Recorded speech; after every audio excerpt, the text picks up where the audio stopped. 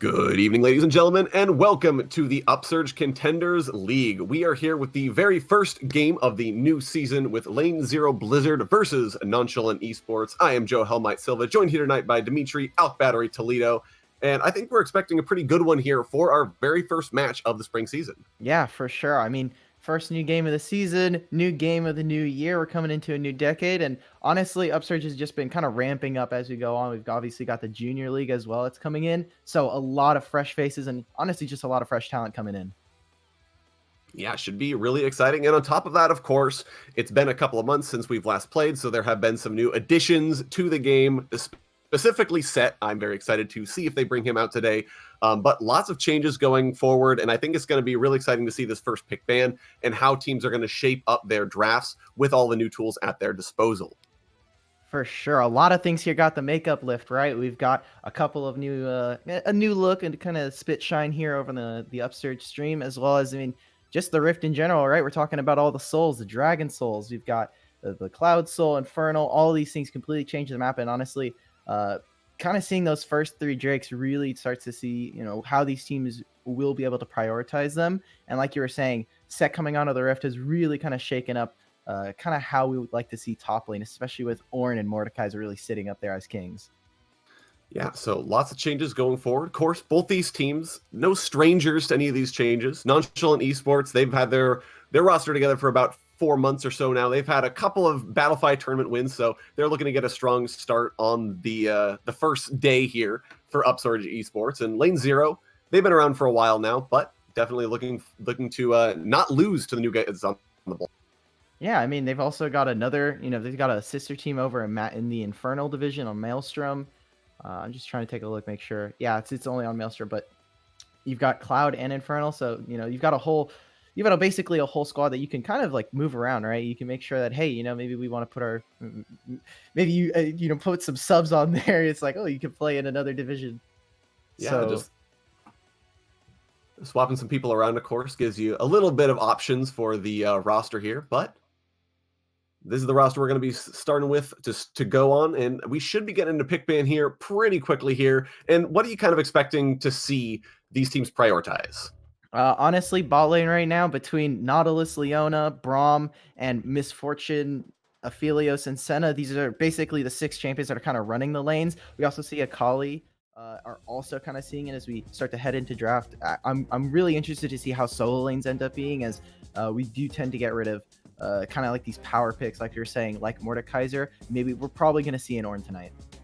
Yeah, and looks like we have actually already started up the pick ban process here. Bans coming through very fast. So Lane Zero Blizzard already shut down the Jarvan IV, Rumble, and Kiana, which makes total sense to me, the Kiana ban getting taken off. Meanwhile, we do have Nonchalant taking away Akali, Set, and Aphelios, all those power picks off the table, and Elise, first picked here for Lane Zero Blizzard, very strong early jungler, trying to maybe get some control of this early game. Yeah, and I think if you're Nonchalant, this is a pretty free pick here. You're able to pick up Zyra if you want, since Aphelios is gone. You also are pretty open to being able to pick up an Olaf early on, especially into Elise. It'd be pretty good. But it looks like Nonchalant are actually going to pivot over to Zac. So still have a pretty okay jungler. It comes in tanky, not the best right now, but still doing really well for himself. We also see Zac potentially in the top lane, so could be a little bit of a shakeup. Yeah, definitely some flex pick options here. Interesting they didn't go with the Zyra, as you were kind of talking about. That is the priority picks if they're both available. But instead, looks like they want to go with a solo laner and lock in the Cassiopeia, which they can definitely flex top or mid as they see fit. Now, the Cassiopeia, not necessarily, obviously, we have seen it in a couple of their lanes, but specifically Nonchalant, their bot laner has been putting a little bit of work on this. Cassiopeia bot lane has their most played out of 21 games this season, so potentially this is Nonchalant putting that into the bot lane and leaving it still open for that flexibility. Yeah, lots of possibilities here, so I do like that pick from them. Lane Zero Blizzard, though, they decide they want to take the Aurelia at the very least for the solo lane. Another good flex pick here, and I'd be surprised if they didn't try to lock in their bot laner. I think that you still have a bunch of options on the table, and Senna is still open if they decide they want to go that route. Yeah, for sure. For Lane Zero, this is exactly what their top laner will win. This guy is coming over from AD carry, kind of switched over into playing top lane, and I think their support as well. So giving him this carry top laner is really, really impactful. And actually looks like we're even seeing an Aatrox pivot over here. So already they're just setting up for a really great lane dominance. You have Elise who can provide amazing gank assistance. And just between Aurelia and Aatrox, these bruiser champions like to punish and make sure that you have early damage. We're going to be seeing a lot of early fights with these bruisers coming in. And for Nonchalant, if they're them, I do want to maybe see a Nautilus being picked up here. Or you go for that Mordekaiser pick that we were talking about. So completely dropping all kinds of bot lane priority here. Going to be interested to see which ones make it through the draft. Senna's probably gone. And if not, then Varus and things like Misfortune start to kind of drum through. Yeah, speaking about the Misfortune here, that is on the table to possibly be banned out. But the Mordekaiser, I think definitely not a surprise there at all. One of the very dominant top laners here. So likely going to be that versus the Aatrox up in the top lane here. Misfortune is going to get banned out here. The Lucian as well. Like you said, lots of bot lane focus here as we go through the bans. And I think it's going to be interesting to see if the Caitlyn slips through the cracks here, as that's probably one of the better AD carries still left up. Yeah, even though they took off 5 AD off of Stormrazor, champion's still super, super strong. I think something to also note is that with all these AD carries kind of falling through the cracks, specifically against lane 0 Blizzard, I think Braum really starts to rise in priority when we take this look at stuff like Aurelia, like Elise, and specifically against these melee top laners. Braum super, super good into these champions, especially with that Winner's Bite. You start abuse that kind of passive. So I'd be interested to see where the support priority tends to land as we go further in and finish off on 4 and 5. Yeah, so Tahm Kench, Nautilus, the last two bans here, so prioritizing the support pool here a little bit. Now, Caitlyn Senna actually still available. Nonchalant, obviously, first pick out of the draft phase. I would expect their AD carry to get locked in here if they choose to go for it, but I think they have a lot of options still on the table. Yeah, you can definitely just pick up Rakan here if you want. If you want to take away that Xayah Rakan priority for blue side, take away that 4 and 5. They are kind of hovering. The Senna here is strong by itself, but can definitely start to fall prey against more mobile, or if you go for a little bit more damage oriented, I think Lux would be an amazing pick, especially into this. We could see a couple other champions, maybe if they really want to get flexible with it, they could go throw a Sindri down there, but that might be getting a little too crazy for lane 0 on the first day. Yeah, so trying to keep things maybe a little bit simpler. The Senna was locked in here for Nonchalant, and will be interesting to see if they want to, what they're going to pair that up with, but lane 0 Blizzard looks like they will opt for the Xayah Rakan, I would guess. Yeah. There they both are. Very strong bottom lane. Definitely makes sense to lock those in. And now Nonchalant with maybe the counter pick here on their support. Who do you expect? Leona would do really well into this team. I think also someone to note is also Morgana. We also see some priority towards Lulu in some other areas that I think this is a champion that's a little bit unrepresented. Would love to see her back in. She's really, really strong actually right now. And even for Nonchalant, I think this is going pretty well so far. You have a Mordekaiser who anyone who wants to go in, you can just decide, hey, we're just going to completely throw this away and have Mordekaiser take one of the enemy champions. And it looks like Nonchalant are actually picking up Diana. Yeah, so Senna support then, and as you mentioned before, the Cassiopeia was a flex pick that will end up in the hands of Exathy down in the bottom lane. So Cassiopeia Senna with a Diana in probably the mid lane here. Yep. Interesting pivot at the last second here for Nonchalant. Yeah, Mordekaiser is just a great matchup into both Aatrox and Aurelia. Aatrox is a little bit tougher as he can actually start to fight Mordekaiser. Aurelia is never going to be able to step up into this lane if they do a proper swap. And this Cassiopeia Senna lane, I actually really love this. You give Cassiopeia some of that extra mobility that she will require into later team fights and earlier on into the game. And you get a little bit more poke with allowing Cassiopeia to farm out and also trade effectively. So keeping it a really nice, keeping him at arm's length. This is almost going to be somewhat akin to something like a Caitlyn and Lux lane, where you have just heavy poke, but also great team fighting as we get later into the game. Yeah, so a good pivot, I think, here. Early locking the Cassiopeia, waiting to see what lane 0 Blizzard wanted to pick, and then saying, oh, okay, so we'll put the Cassiopeia in the bottom side of the map. So very nicely done there. I think the biggest thing for me here for Nonchalant is that Zac pick and how well that's going to fare in the jungle against someone high pressure like the Elise. Yeah, right now at least, he should be doing pretty fine just going for a standard clear. But really what we're looking at is, high priority on major monster objectives. And we're taking a look at stuff like the Rift Herald and like Dragon. Zac is not the fastest champion, and one of those champions that definitely can't do it by himself, which is what we see in stuff like the Rek'Sai or the Lee Sin, which are champions that are super strong at this. So clear speed is going to be an issue. But I mean, Zach should do pretty decently. Again, this is a team for Nonchalant where it looks like they wanted to build towards a more traditional team fight and something that is a little bit easier to execute. I think Diana is going to be one that we're also going to have to watch. As this champion is honestly just ridiculous. It is so tanky. You take Conqueror, you go in with the pale Crescent. It's absolutely ridiculous. This champion is really, really fun to watch, but does a massive amount of damage with how many melee champions and just how they want to engage. Lane Zero's going to have a really interesting time trying to problem solve this champion. Yeah, Lane Zero, I think, going to be really dependent on either Miracle Cocoon landing or the Rakan initiation for their team comp here. So maybe instead trying to fall back and wait for Nonchalant to engage. But like you said, the Diana really good at being able to set up the fights with the Pale Cascade. The Zac obviously slingshotting in. That's a tricky proposition. Yeah, for sure. They're going to have a lot of people getting into the backline.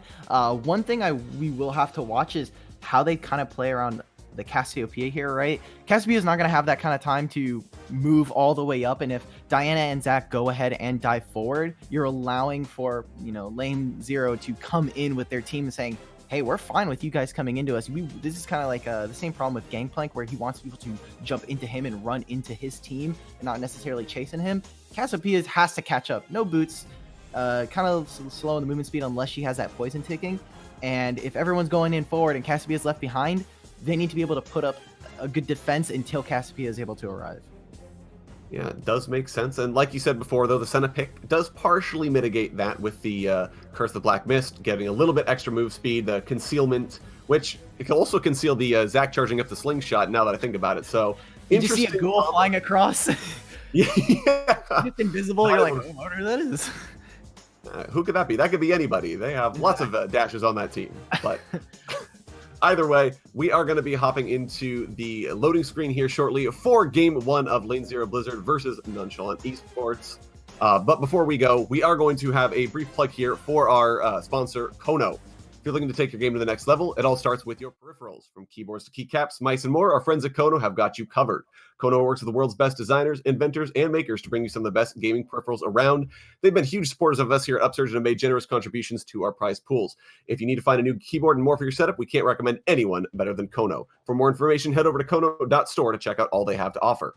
We'll be right back when we get in the game, but don't go anywhere. We will be back with Lane Zero Blizzard versus Nonchalant Esports.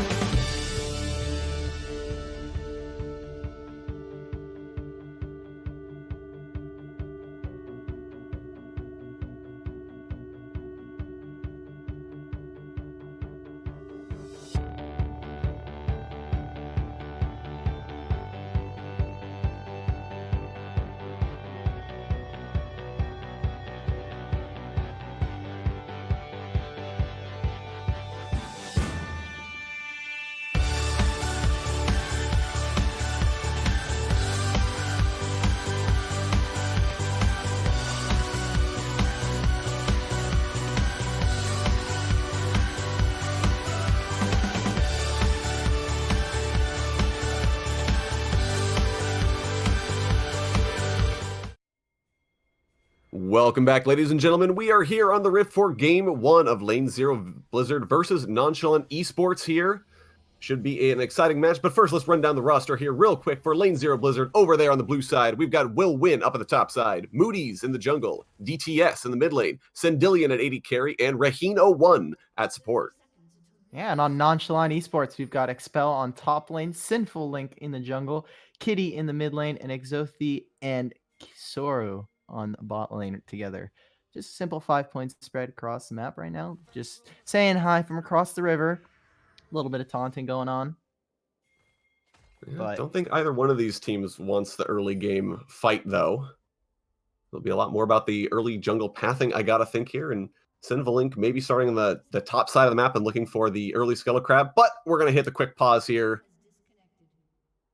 Yeah, honestly, if I'm playing Diana into Aurelia, I'm probably also hitting disconnect as well. that is at least not until I'm level 6. I'm waiting for my jungler to come back into my lane. But for Lane Zero, your homework this game, Moody's, first 10 minutes, man, just run the game. That's all you got. You got to go to one of these lanes.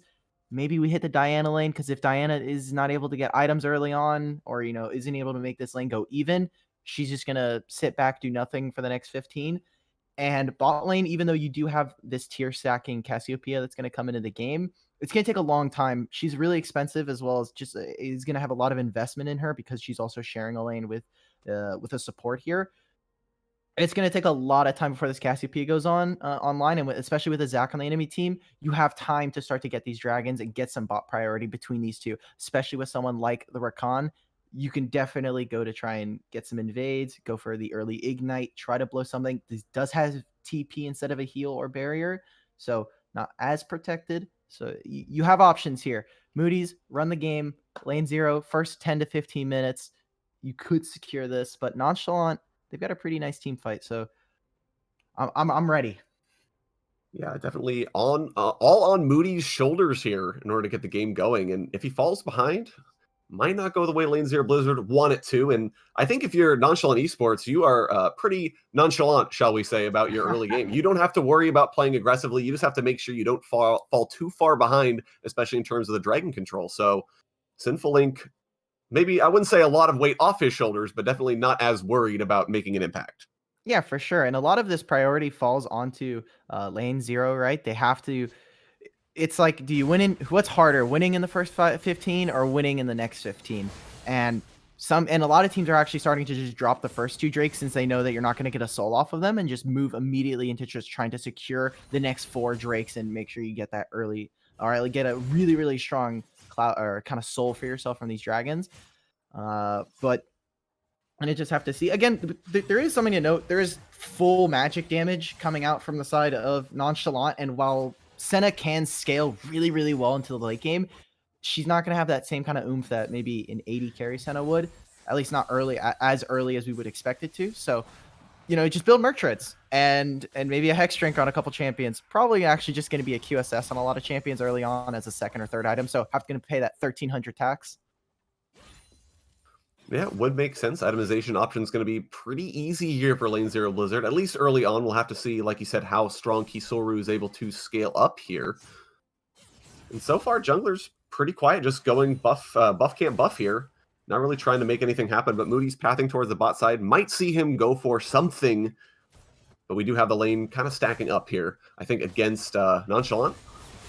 Raheen goes in. Actually, lots of damage. Exit, he's going to take the damage. He is rooted. He's going to have to flash away. The damage does come through, and Raheen takes it with a first auto attack here. First blood over to Lane Zero. Great job from Raheen, immediately going for that ward and just instantly punishes Exothi. The flash coming out way too late. Already got the ignite down. Sendillion does have to blow his flash as well, but a first early blood for them, and forcing out the TP from the Cassiopeia. Consider that a pretty big win here for Lane Zero. Yeah, 100%. Now, to be fair, there was the kill did go over to the Rakan, and not the Xayah as you might have liked, but that is still first blood, so can't complain too much. Yeah, for sure. And like you were saying, taking a look at jungle pathings, I love this from Moody's and immediately getting punished on the side of Nonchalant. That ward from Will Win, as soon as he pushes in that lane top lane, he goes down into river, into fog, drops that ward into Tribush, and now we see Moody's, he does his full full topside clear and goes right into bot to contest. So now Sinful has a really inefficient jungle path where he went bot top lane to get that red buff on second clear.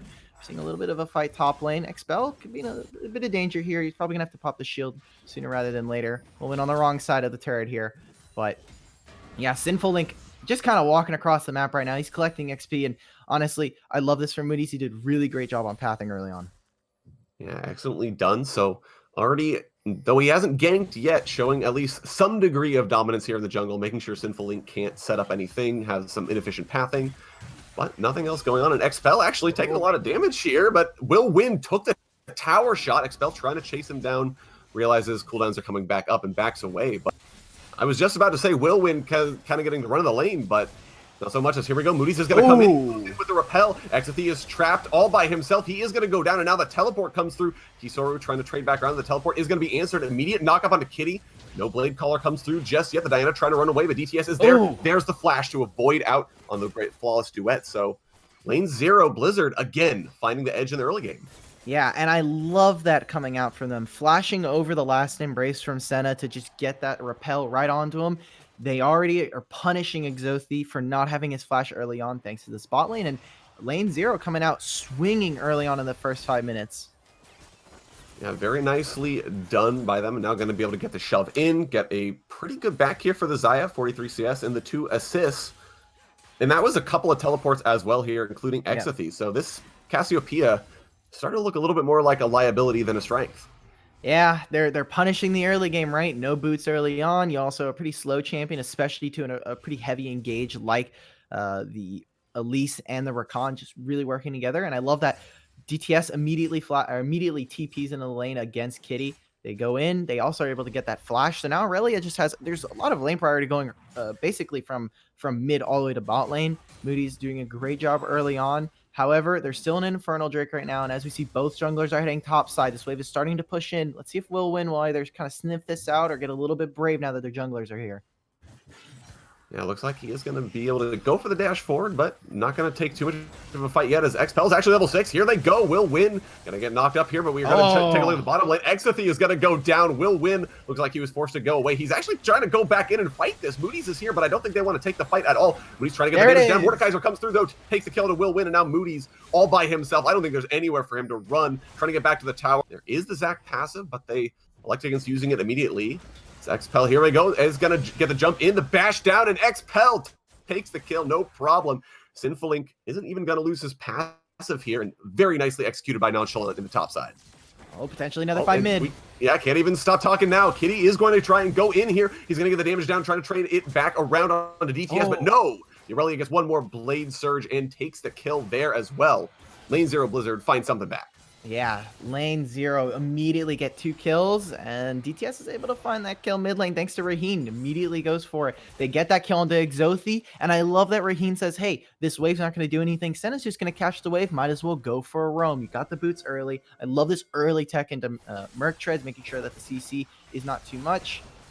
Needs to be very careful with the Miasma, though. Can't get trapped behind enemy lines, but doing a great job, especially in top side. That Mordekaiser was ahead already a level before Will Win here on the Aatrox, so he's able to beat the pressure. He saw that level lead. Yeah, and here we go for another fight here, but looks like he will just back out of it, probably get a big heal off of that W, but definitely not doing so well for himself. Even after the gank came through, that Aatrox still doing very much damage, but Sinful Link is actually here. They're trying to get the damage down. Aatrox, no ultimate. Sinful Link is not giving up on this quite yet. Finally, does decide to back off. Expel not quite there fast enough, but interesting to see the top lane focus here from the Zac. Let's actually hold that thought. We are going to go back in. The slam is there. The shield is going to come through from Expel. They're trying to finish off the Aatrox here before he gets his cooldowns back. There goes the World Ender. Sinful Link's actually going to miss out on that.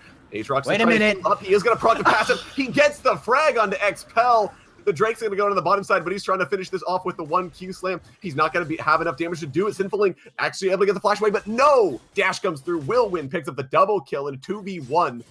And now DTS is going to find Kitty in the river here. They give will him a break, guys. Away. Lane 0. Give him a break. Yeah, lane 0. No respite, but they will back away. Very nicely played by Will Win. Will win going for the 1v2 right there, and I love this going immediately for a dive. Oh my god, underneath the tower, they are going to go onto the Elise. The Cassiopeia, she's knocked up. She is going to get stunned up and killed, and now they're trying to back away. This is going to be the Dawning Shadow taking the kill under Raheen on the backside of the map. They can't keep going for Kisora. Actually, a flash forward field himself, but misses the last caress, and this will be Lane Zero Blizzard walking away 1-for-1.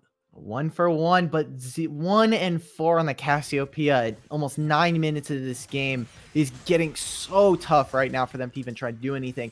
Cassiopeia still hasn't gotten the TP back. Does now have Flash and got the last chapter, so has some gold under her belt, but will win with that amazing topside fight. They're going way too greedily right there.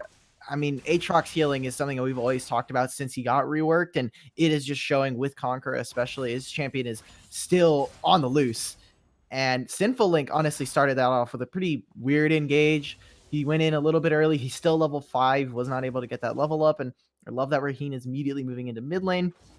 But they got the Infernal during all that. They said, hey, if Sinful's going to spend all that time topside, we might as well get something from it. So we got the double kill as well as the Infernal, and they are able to trade 1-for-1 in bot lane. But, I mean, Lane Zero, they're getting an A for the homework right now. Doing an amazing job on the early game, first 10 minutes. Yeah, definitely overheard what you were saying before the game. Said, yeah, we got to win pre-15, so we're just going to make this happen, get the early Drake, and get to have their cake and eat it too after they get the double kill into Will. So here we go again. Trade in the river here, actually fighting over that crab, but Expel is going to have to back away here, eat some juicy fruits, and get himself topped up. You do have the rotations down from both teams.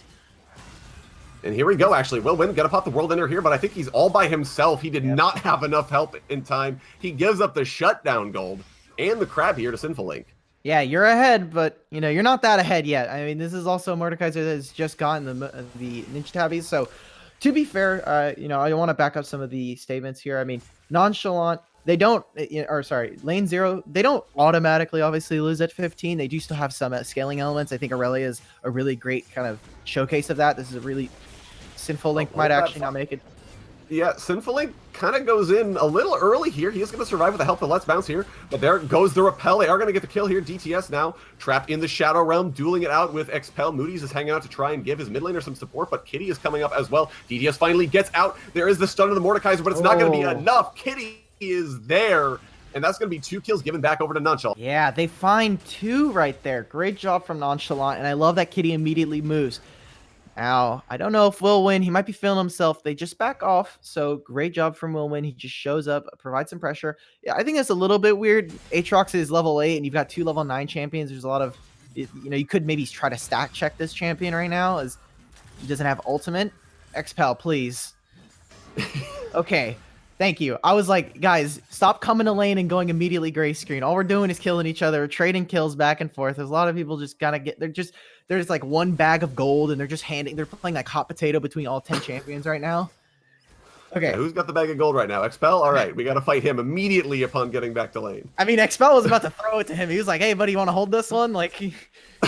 But it looks like we're also setting up a dive right now. 2 champions coming over mid and jungle from the side of lane 0.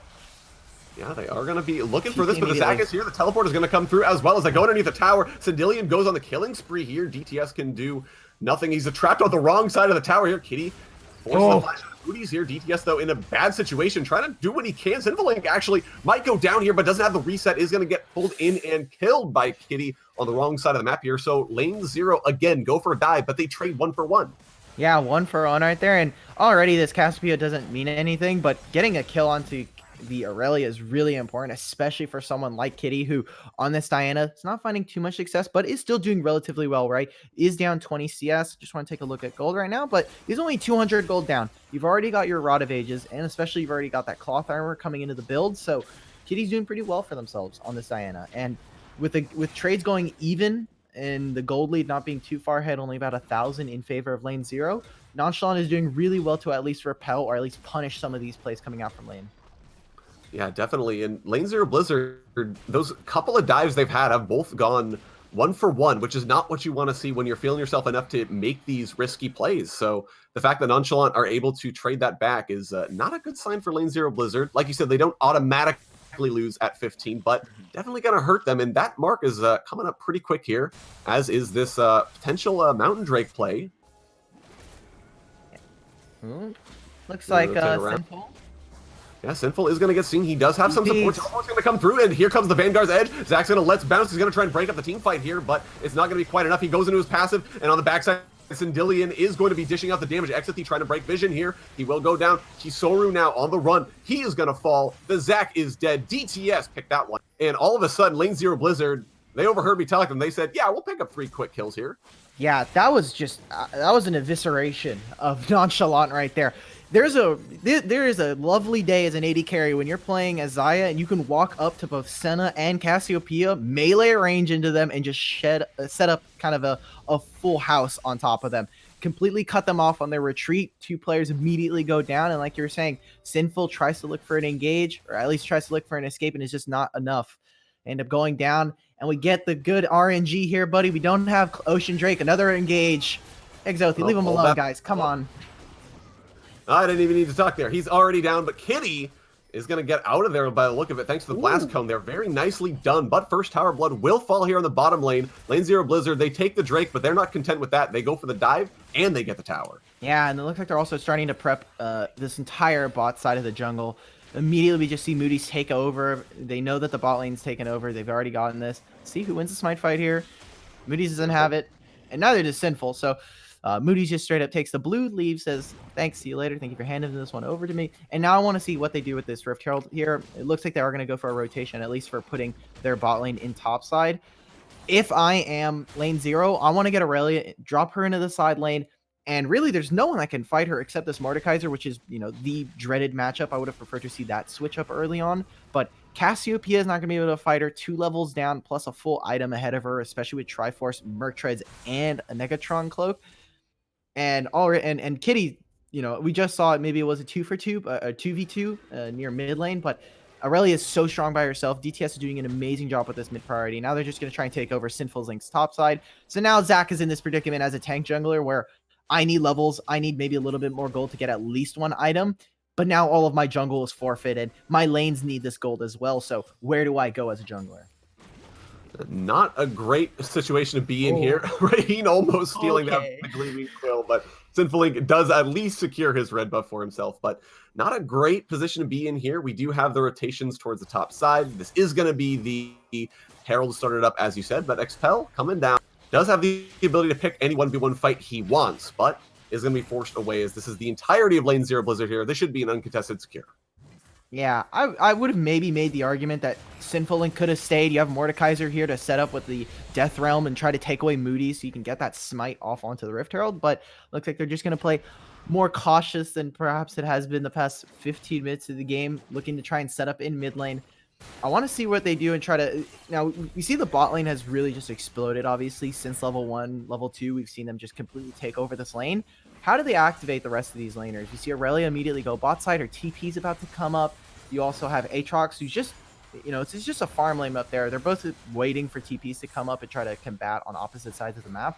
But I want to see this Mordekaiser activated. Expel has done a relatively okay job on the Mordekaiser. He already has Rylai, so there's not a lot of champions that can kind of deal with him if he is able to get on top of them. I think he's just going to trade topside. No, decides he doesn't want that fight that will win. Did pick, so definitely still an even matchup here. But Mordekaiser, I think, going to have a rough time of it generally across the map because of how fed the rest of the Lane 0 Blizzard is. It's actually, speaking of which, they're going to go underneath it. Their combo's going to miss immediately, but here goes the Death Realm. Raheem is going to be trapped underneath the tower here. Expel looking like he's going to be able to survive this. No, Moody's takes that, and the Triumph keeps him alive. He is going to be able to get that as here comes the Dawning Shadow. No, Moody's is able to sidestep out on that. Another dive goes off, and another tower goes down.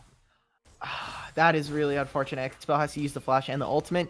You do get Moody's flash. You also get Syndillion's heal, but another turret, 3 turrets going down in one fell swoop within 4 minutes after that Rift Herald being taken. An amazing job from Lane 0 Blizzard here on the first night for Upsurge coming into the new year. And Lane 0, now they need to be able to come in, right? We're 18 minutes into the game. You set off with an explosive start into the series. Now let's see how they close this out. You have a champion in Elise who kind of falls off like a brick as soon as team, you know, we started getting into those later team fights. You have the dragon that's coming up in a few minutes, or in a minute, sorry, it is a Cloud Drake. And honestly, Cloud Drake on the side of Lane 0 gives Raheen an additional, an additional 10% cooldown reduction on that quickness. You also have the ultimate from Aurelia and Aatrox where you want that to be coming off cooldown a little bit faster, but Nonchalant, they're coming into their own. They've got a fully stacked tier here on the side of Exothi on the Cassiopeia, and Kitty is starting to get to that point where you have a fully stacked Rod of Ages coming in soon, and you also have this Seeker's Arm Guard, which is going to do some work into this team. There's a lot of physical damage, kind of on opposite sides, right? We've got attack damage versus ability power here. This he's really going to win, but I mean, if this is the time to fight, you've got one items. It's one items versus one. Obviously, there's a couple of components here for Blizzard, but dragon spawning, this could be to start to be that team fight. There's a huge level disparity, however, specifically between the bot laners. Yeah, going to be interesting to see how Nonchalant decides they want to pick this fight. I don't think they want to give this Drake over, as that would give Lane Zero Blizzard the potential to soul them here. But going to be really tough, like you said, because of that level discrepancy. Sinful Link already chunked down to about half, does have passive to help him out, but Lane Zero Blizzard, like you said, going to be really difficult for them to get engaged on it. It looks like they are going to back away and allow Lane Zero to just set this dragon up. Yeah, they might just have to go for a full one-man. Oh, here we go. Yes, here we go. Will Win is going to get caught out. The teleport's trying to come through to support him, but it is way too late now. DTS is going to get a two-man stun, but he's forced to flash away. Nonchalant have a pick here, and now they have the ability to maybe take this dragon fight. This is going to be the Mordekaiser ultimate onto Raheen, who is trapped in the Shadow Realm here. Sinful Link is going to go for the Drake here on the backside, meanwhile. And Raheen is finally forced to flash away, but it should be Nonchalant taking their first dragon of the game. Yeah, and this is exactly how you want to be able to punish. If you're behind and you're going for an objective, catch someone on a side lane. You have to be desperate enough to say, hey, we have to just go for this one pick, and immediately gets punished. I love that.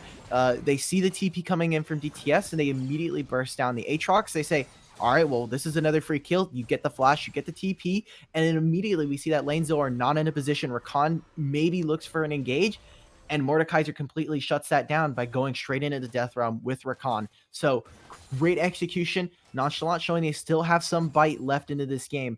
And taking that Cloud Drake early on, at least they're kind of stalling out on that Cloud Drake or the Cloud Soul that Lane Zero could have had. But we need to see how they're able to transition this, because now they've shown that they can try to fight back. How do they continue to push this?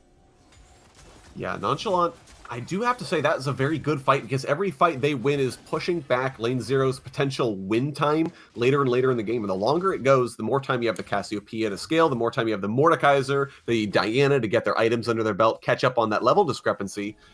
And that's just going to be so big for them. But we'll have to see how Lane Zero continues to try and pressure the map, because I think they are starting to hear that tick-tock of the clock as their scaling starts falling off. Yeah, it looks like both teams are just going to go for a 1-3-1. Unless Xayah completely disconnects or Exothi's able to hit up a side lane by himself uninterrupted. I don't think this level discrepancy is going to be solved until about level 15, maybe level 16, where XP costs are so high that you can start to catch up and you start to sit at a certain level for a bit before you hit max. So we're going to probably still see this maybe 2, maybe 1.5 level lead between the bot laners. But I agree. There is that kind of ticking time. However, again, this is a really brawl heavy team, and with people that are wanting to go in like this completely like this top side of the map here for Nonchalant, there is still ways they can try and find it. They just need to creatively kind of problem solve how they're gonna be able to do it. I think a lot of this is going to have to come down to vision control. If Zach is able to find a great engage into the backline, Sindilion's not going to be able to put down damage, and people like Aatrox and the Aurelia are just going to fall instantly. Right, so it will be interesting to see how that plays out. As Kitty Will Win actually picking the fight with Kitty, but Kitty doing pretty well for himself there. Like you said, gets the Conqueror procced and ends up on the better half of that trade. So got the Zonia's Hourglass, right? You got the armor, you've got Ninja Tabbies as well. This whole team is basically just freely speccing into armor whenever they can. There's no one they say, hey, Elise is really not a huge damage threat at this point. Yes, has been a menace early into the game, but not really who we're looking at, right? We're looking at Aatrox. We're looking specifically at Sindilion and DTS to put out that amount of damage. Now, Lane Zero, they are sitting in fog. I love that they're kind of making Nonchalant a little uncomfortable. They have to try and face check these bushes because of the vision. Engage now. Oh, here we go. The quickness is going to come in, and that is going to be an immediate kill into Exothi. This is going to be the attempted disengage by Sinful Link. He flashes out, and he's going to survive by the skin of his teeth there.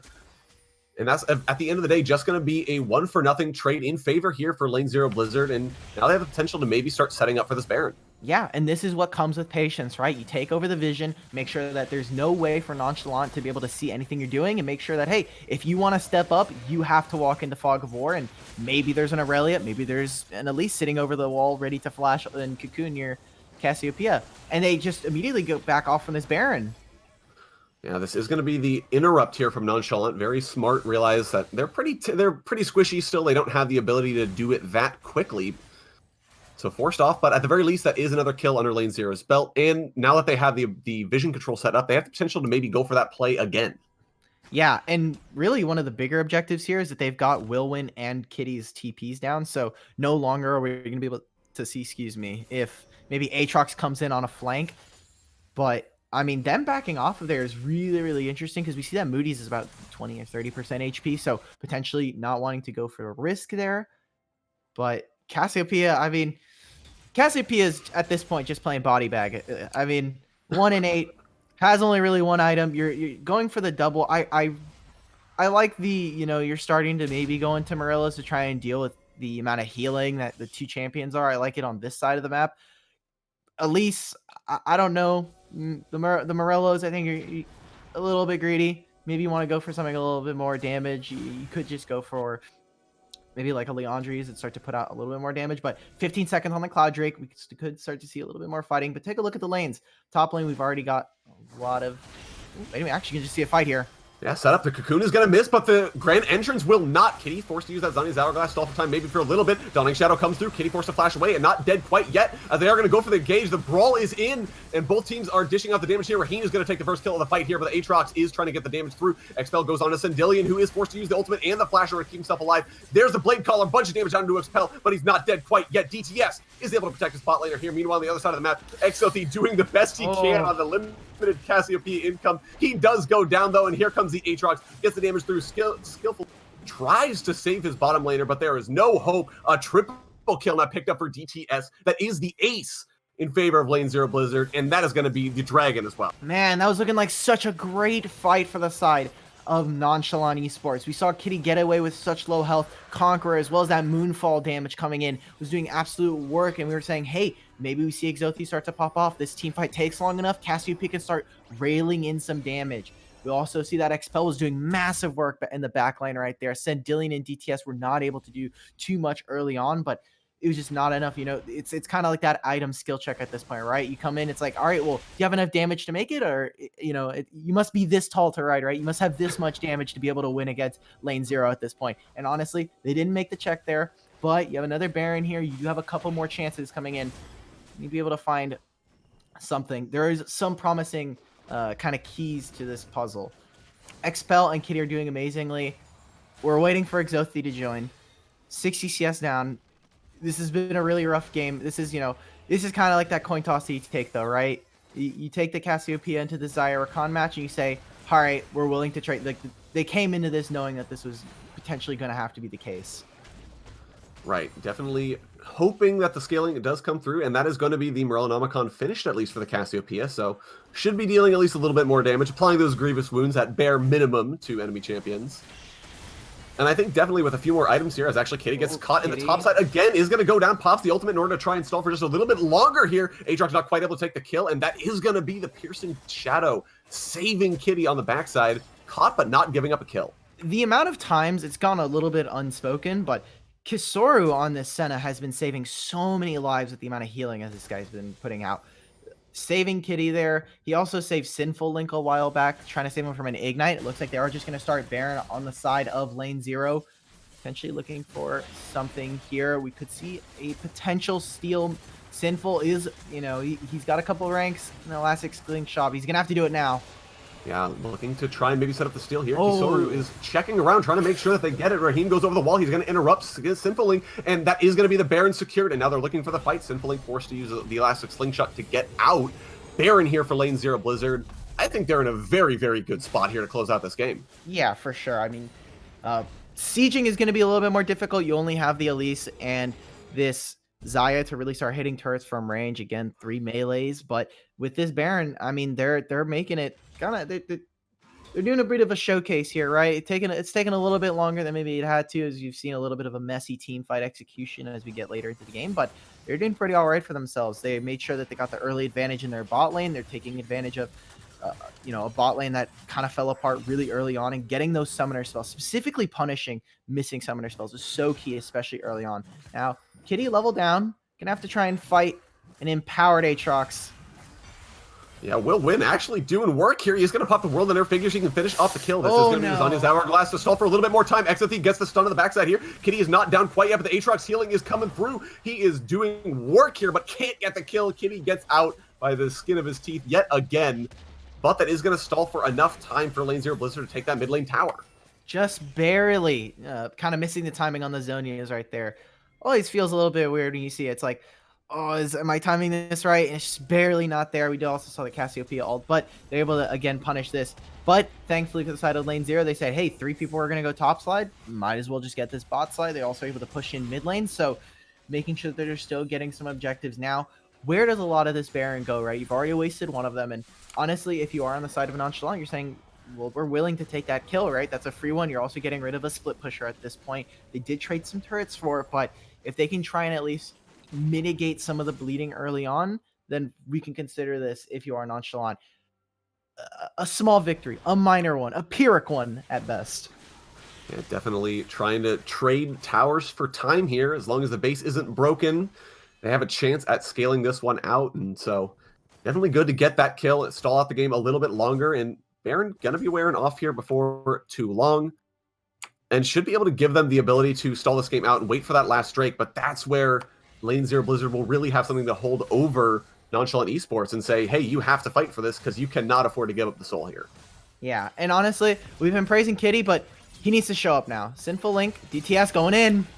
Yeah, gonna get the fight onto Sinful Link. There goes the Vanguard's Edge. She's gonna be dashing through into the backside here. Exothy is going to get saved as the Mordekaiser pulls the Aurelia in. But meanwhile, the rest of the team is here. Dawning Shadow's going to try and break up the fight here as they go into the backside.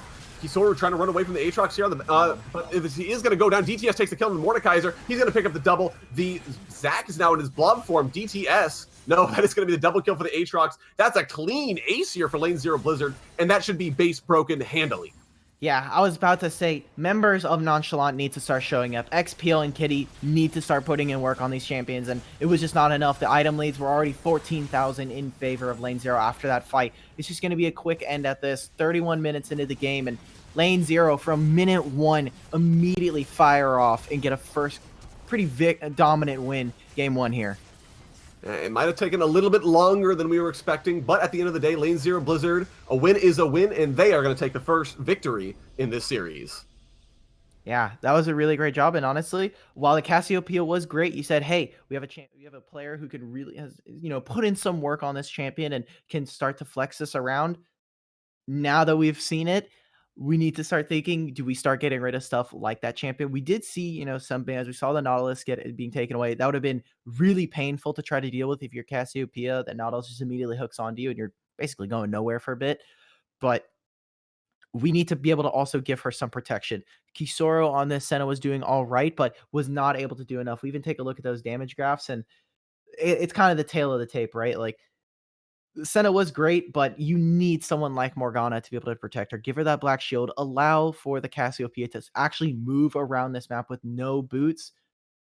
It's a little bit tough to see. So now that we get to see game 2, now that we're going to go into game 2 soon enough, I kind of want to see how we're going to switch it up. And honestly, I want to see how Expel and Kitty are kind of given resources into the draft. Yeah, gonna have to see how things are changed up here for Nonchalant. They will need to win this one in order to keep their first game hopes alive. We're gonna hop it over to a brief intermission, but don't go anywhere, because when we get back, we will have game 2 of Lane Zero Blizzard versus Nonchalant Esports. Don't touch that browser.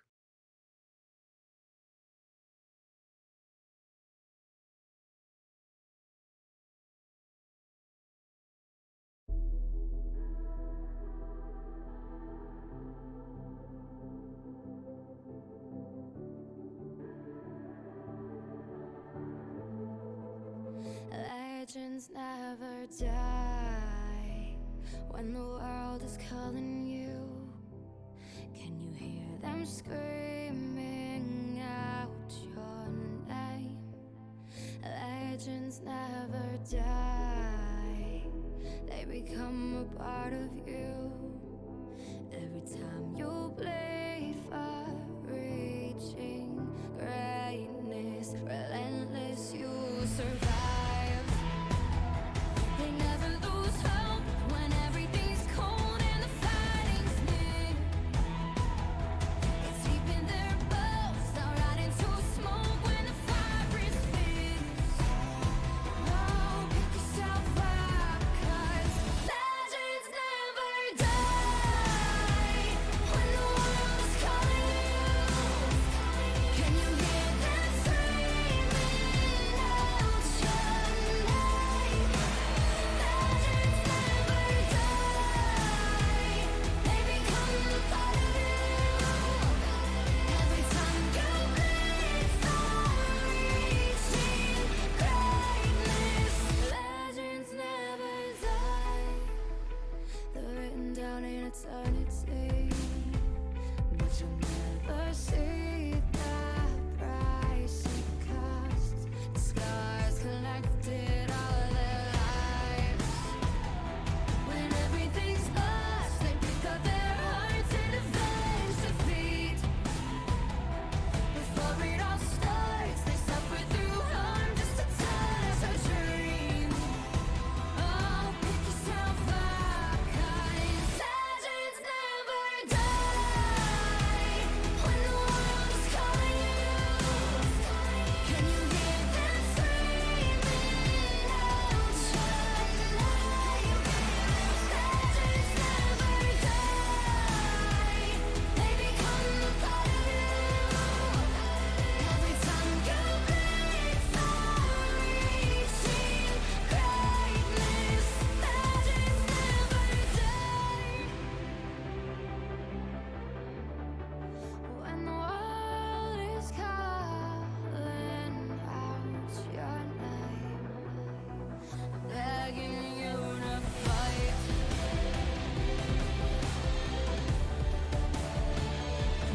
Pick yourself up once more. Pick yourself up, 'cause legends never die. When the world is calling you, can you hear them screaming out your name? Legends never die. They become a part of you. Every time you bleed for reaching greatness, legends never die. Welcome back, ladies and gentlemen. We are here back for Champion Select in Game 2 of Lane Zero Blizzard versus Nonchalant Esports here in the Upsurge Contenders League. And Nonchalant on blue side this time around, and I think really going to have to make some adjustments to their draft if they want to stand a chance against Lane Zero Blizzard. No Cassiopeia. At least this time. Maybe they put Kitty on it, right? Like we see Cassiopeia mid. I think into that Aurelia matchup, you have maybe a better argument and you have some more leg to stand on. But yeah, Nonchalant. I want to see Kitty. I mean, Expel is doing really well on top side, and Sinful Link. Maybe you can make an argument that the Zac was doing all right for the kind of situation that he had, but Kitty and Expel were doing really well for themselves in their solo lanes, and specifically the Diana was all right. Where do we go from here? Exothi and Kisora, I want them to be. Maybe we see them on a more aggressive bot lane. Maybe we see the Morgana. Maybe we see Senna as the AD carry. I think a lot of it is going to have to see what we see from those first three bans, because last time we saw Jarvan, Rumble, and Kiana getting taken away, and Akali said Aphelios. Do we drop those? Do we start moving some priority? I think specifically maybe Lucian and Varus start to get talked about as some champions that we are going to have to see this series. Yeah, I think very definitely Nonchalant need to have the bot lane focus here. And they had the option of going for the Xayah Rakan. We kind of talked about this during the intermission. They had the option of doing that, and instead they elected not to. They said, no, we're going to the Cassiopeia. This time around, they won't be able to pick them back to back. So is this the first ban, maybe taking off the Xayah, saying, no one gets to play it this round, or are they going to try and maybe cheese it out in their second and third picks? Have to wait and see on that, but I would like to see the bot lane adjusted as we do go into the pick ban. Rumble and Kiana are going to be the first two champions taken off the table. Back on the ban list. I wonder if they're just going to go for a similar rotation. Akali and Set are probably going to stay red side bans. unless Nonchalant decide they want to give away free ban spots. I think that would be a pretty interesting where they want to put that kind of priority. It looks like they might be hovering to get rid of DTS's Aurelia. I think it's also a great flex pick because that would have allowed Willwin to also have that matchup if he wanted it to. Probably going to see either Senna or Aphelios. More than likely Aphelios getting banned on second here. Yeah, would not be surprised at all to see that taken away.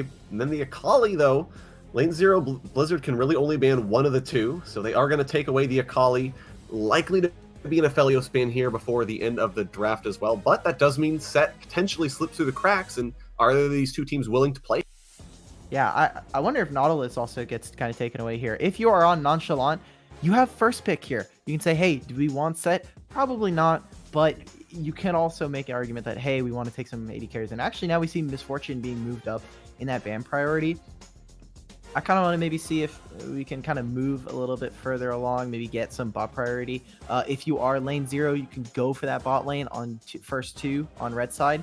Now Aphelios is open, Nautilus as well, probably going to go for a jungler, at least Lee Sin. Olaf wasn't even picked last game, surprisingly enough.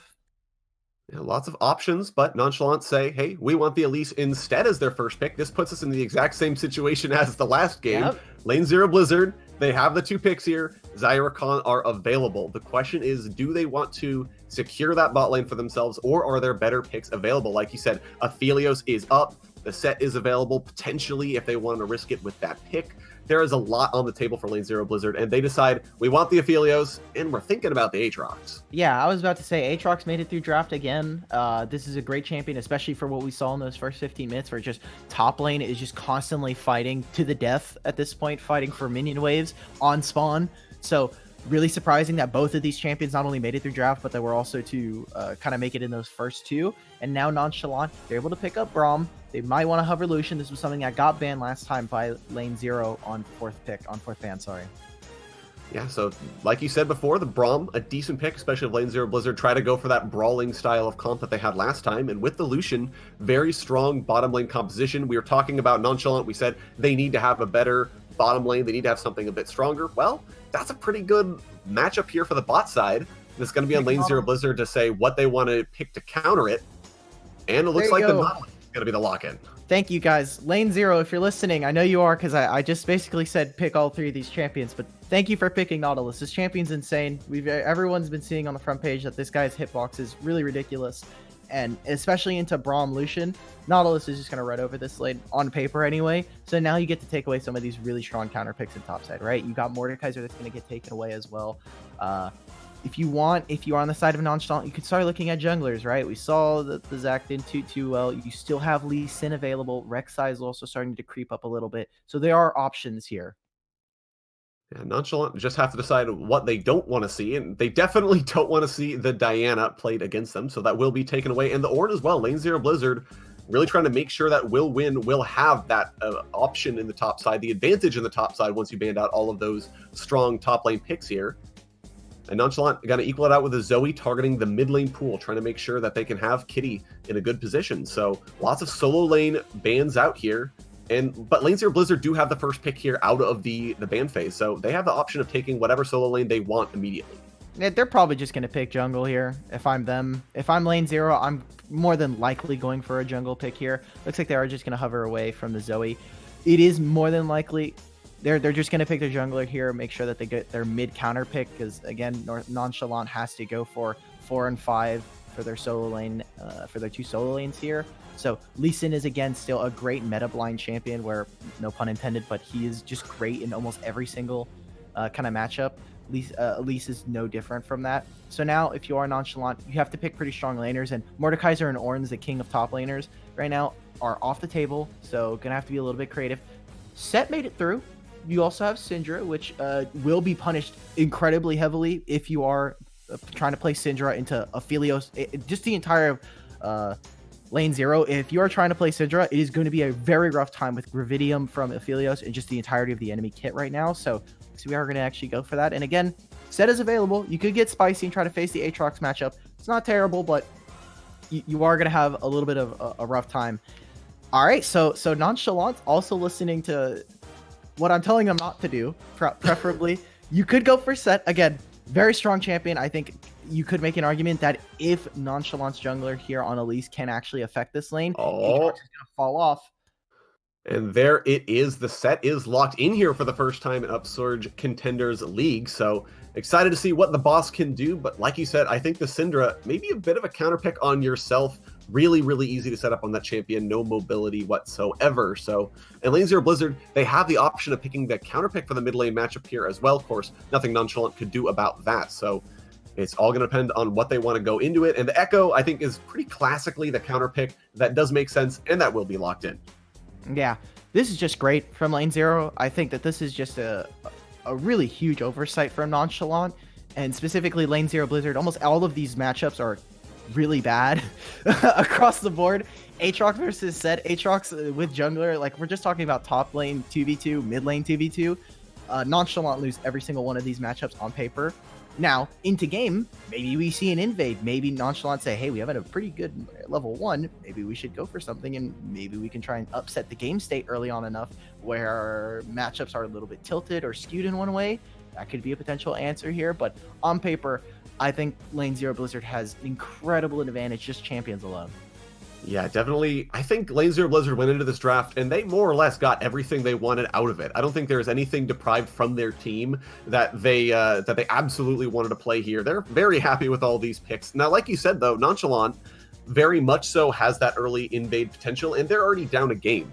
There's a very, I think, good possibility that they just say, hey, let's go level 1. We have the Syndra Cocoon, or the Elise Cocoon. We have the Braum Winner's Bite into the stun. There's a lot of things that they can do in order to upset balance, like you were talking about. And if you get the early first kill, if you're able to get an early summoner advantage in the Lucian Braum lane, you have the potential to really, really roll this game. Yeah, for sure. I'm really excited to see how Nonchalant are going to be able to get through this. Really, honestly, this is just going to be kind of fun to watch. Specifically Set, I think this is just a really fun champion for everyone to watch, especially for Haymaker, right? Everyone's waiting for that grip passive. We see a lot of people tend to blow it pretty early into fights, as the shield is still pretty nice, but with the changes coming to Set where that Haymaker is going to be a little bit longer on cooldown, it has a pretty rough cooldown to start with, so could look to punish it if you are lane 0, but Nonchalant, the ball is in their court, right? They're already down 0-1. They also had a pretty rough game to start. So the ball is lane 0 saying, hey, if you want to play, we'll play rough. But they need to kind of get into it. And they do have an aggressive draft for it. They have kind of some of the means to say, hey, we're willing to go toe-to-toe, and we are going to try and at least fight for it. Now, Sinful Link, again, did play tank jungler last game. Didn't get to see too much of him this game, but on the least, same homework as last game. You got 2 aggressive junglers. First 10 minutes should be filled with action. Definitely looking for a lot of it, especially out of this top lane. I know we keep going back up to it, but Expel and Will Win just fight each other off cooldown. One of them dies, they both respawn or back, and they go right back at it. So I would expect to see Moody's and Sinful Link up there in the top lane constantly trying to influence that matchup, because I don't think anything is going to change in the Aatrox versus Set situation. Bot lane, meanwhile, I think is a lot easier for these bot laners to both just farm if they decide they don't want to go for the fights. You do have the Nautilus, you do have the Braum, but it's sort of a situation where it could really go either way. Yeah, for sure. I mean, if we're taking a look at the Nautilus, Raheem did an amazing job on Rakan, but if Nautilus goes a little too far in, you have great ways to punish him, right? You have this Braum and Lucian combo that sets up really nicely. Elise can come to gank. A lot of these lanes are very susceptible to jungle intervention or other lane intervention, outside influence. So if Lucian and Braum are able to go at least a little bit even or punish Raheem for going too deep, Aphelios early on does not have a lot of damage to try and follow up. So there is that window for Nonchalant to try and find some kind of victories and start to rank up some more gold early on in the game. Right, and Nonchalant, they're sort of in the opposite side, I think, than they were from last game. They do have some scaling, yes, but I think that their strategy here will be to go more towards the early game. You have the Elise, which again is matched a little bit by the Lee Sin, but I think doesn't scale quite as well. So you need to be the one making the early plays. We might see them end up looking for something here in the bot lane, especially because I think Exathy and Kisoru are more enabled this game than they were in the last. Yeah, for sure. I mean, you don't have a champion that's kind of getting gated by having just 1 item or 2 items, right? You have a champion that is actually able to play the lane level 1, level 2, level 3, level 4 otherwise, right?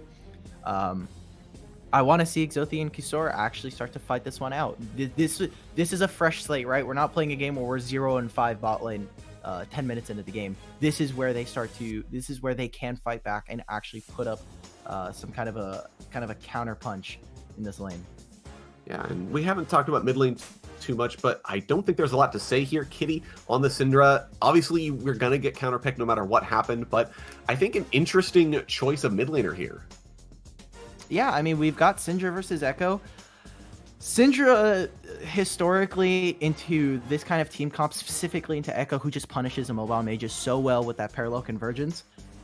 Really will try to set this lane, the tempo of the lane, how we see it early on, especially since we have double TP here. Again, almost every single lane here is really susceptible to outside influence, and Lee Sin Echo is a deadly combo for anyone like a Syndra. It's going to be difficult for him to figure out a way out of this matchup here. And real quick, before we hop into the intermission, I want to hear your thoughts. Who do you think has a better composition here, Nonchalant Esports or Lane Zero Blizzard?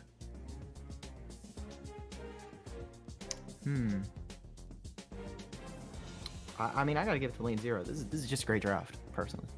Yeah, they definitely came up with everything they wanted. Now, before we hop into intermission here, we are going to give a quick shout out to our one of our sponsors, Midwest Esports. They've been around for many years, starting as a small student group out of Wichita State University. Since then, Midwest Esports has grown to be a veteran organizer to tournaments and events throughout the U.S. They host tournaments for games like League of Legends, Rocket League, as well as Overwatch. For more information, you can check them out at MidwestEsports.com. We're going to be hopping on the brief break, but when we come back, we'll have Game 2 of Lane Zero Blizzard versus Nonchalant Esports. Don't go anywhere.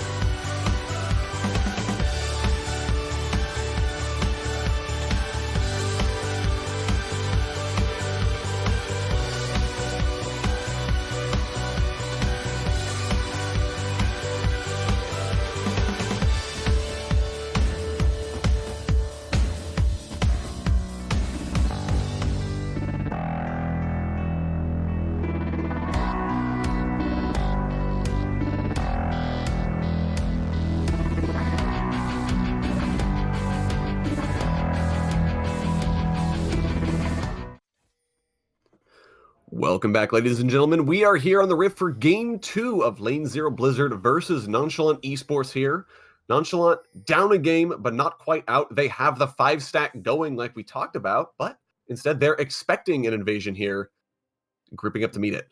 Yeah, I mean, again, you have someone like this whole team. Both teams have pretty strong level 1, so really respectful of them to say, hey, on Nonchalant, maybe Lane Zero Blizzard goes for an invade early on, but like nothing is going to come of it. So when we were talking in draft, I kind of noted a couple key notes that I really didn't like too much about this draft on the side of Nonchalant, specifically the bot side of this matchup.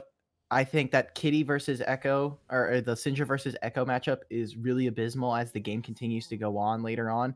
And Aphelios, as we've seen across like this champion's release schedule, has just been an absolute terror, warping bot lane drafts around him. And Nautilus is a huge punisher against someone like the Syndra, someone like this Braum. If they ever do want to go in or try to get out of fights, Nautilus is a great way to try and prevent any kind of escape there. So if I am Nonchalant, you're looking to try and shut down this bot side and make sure that DTS is not able to go into that side lane, because as soon as that Echo is able to drop in the side lane, there's really only Set's going to be able to match him, and you don't want Syndra to be able to walk up into Aatrox. Yeah, definitely going to be a rough situation here, but Nonchalant hoping to maybe have a bit of a better early game than they had in the previous matchup. They do have the Elise at least to provide some degree of support here. And already the bottom lane, kind of look at both of them skirting around the minion wave, trying to cheese out that early level, as they have to respect each other a little bit more than the Cassiopeia in the previous matchup. Kitty already level 2 here and gets the early damage on DTS. Yeah, that's one of the advantages when you are playing, range into melee, and specifically Echo. He will get punished early on. That's why we see the corrupting pot early. But if DTS plays this smart and he plays this slow, he's going to slowly start to get to an advantage. As soon as level 3, level 4 procs in, he will be able to start kind of trading really heavily with Kitty and start to blow some of those summoner spells. And we're going to see where junglers go. Sinful goes for a modified full clear here as he goes top side, finishes Gromp, and immediately drops down into bot side. Again, with the jungle changes, they remove some of the experience and some of the experience specifically from Krugs and moved it up to Gromp. So Sinful already taking advantage of some of that, but he's going to go for Gromp here after grabbing red. Lee Sin doing basically the same clear here. He's going to take, they're both going to end up both on bot side, which is what we saw last game. Yeah, and we kind of thought there might be some degree of jungle pressure here towards the bottom side of the map, and looks like both of them are kind of hovering around here. Of course, Moody's decides he wants to path up and go for the wolves instead, realizing there's nothing to be done on the bottom side of the map. But Kitty finishing off the Krugs and might be looking to make something happen here. Yeah, Raheen immediately dropping into Fog of War. He's just trying to get vision. This is a pretty nice wave that's about to crash into the turret. So if there was going to be a gank, this would have been the time. And I love this. As soon as the wave pushes in, they know that bot lane for Nonchalant can't move up. They go up into the river, grab priority from Moody's after he clears his bot, and begin to get themselves a pretty nice scuttle with great protection for their jungler. Great job for Lane Zero. And look on the other side of the map as well. Will Win is taking the other Scuttle Crab here in the river in order to really deny Sinful Link. So very nice jungle support on the side of Lane Zero Blizzard in order to make sure that Sinful Link on this Elise, like we said, has to pop off early and will not have the option of doing so. Yeah, and he got double scuttled here. Like, Moody's my man, running the jungle right now. He's putting Sinful on a leash. He's just saying, hey, you're not getting any of these scuttles. We're going for a gank in top side potentially, but early ping detection coming out from Will Win. Immediately backs off from a pushing wave, says, hey, Elise might be top side, backs off, immediately just says, well, now Sinful Link's just going to have to go kind of farm in his side of the jungle. Doesn't even go for a vertical jungle, which is really interesting. They might be going for a dive here, setting up the wave to crash soon. Yeah, it looks like this will be the recall, though, channeled out of Moody, so realizing they don't want to go for it quite this early, still a little bit risky, but Moody's already kind of done his work on the Lee Sin. Stretch line hits a minion from Raheem, but Moody's already set this up so very well. You put the Elise down behind early, you have the ability to kind of help the bottom lane get the push in, maybe make them miss some minions underneath the tower, and definitely having the run of the jungle almost no matter who he's up against in this match. Go back into the... Sorry, go ahead. No, you're good.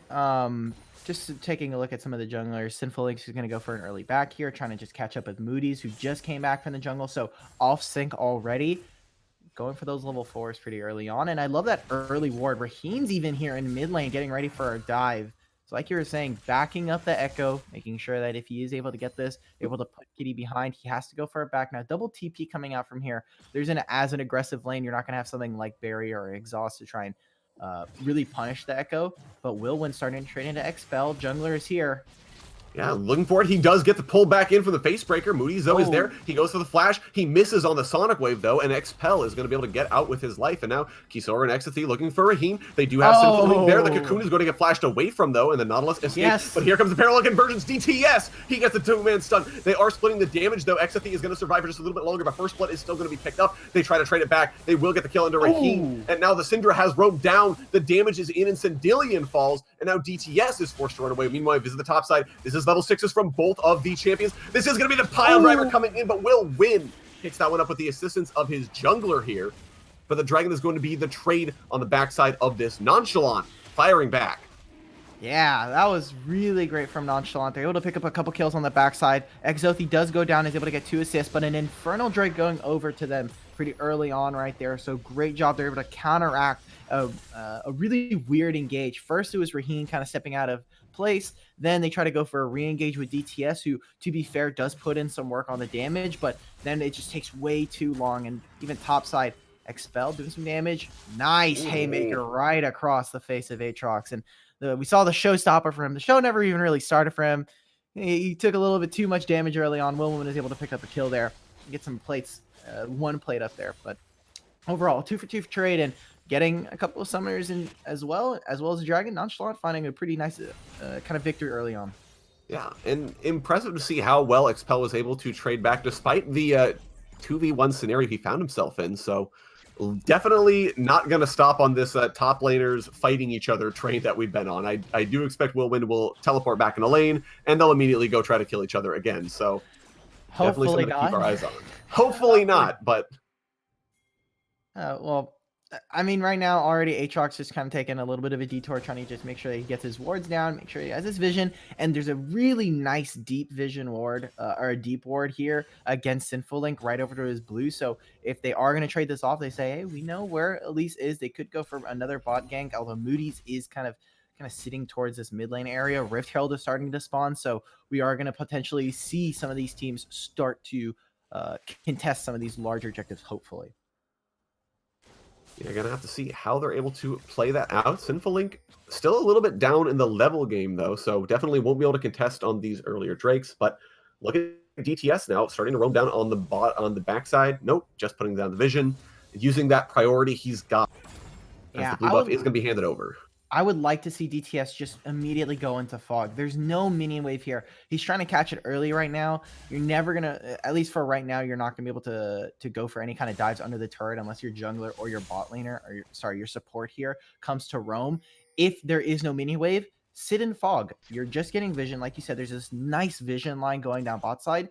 Let the Echo just be there, and if Nonchalant wants to step up, they have to contest with the fact that maybe there's an Echo sitting near bot side. Maybe there's an Echo that's ready to dive this top lane set. They need to make sure they're kind of at least playing to at least some of the strengths with this champion.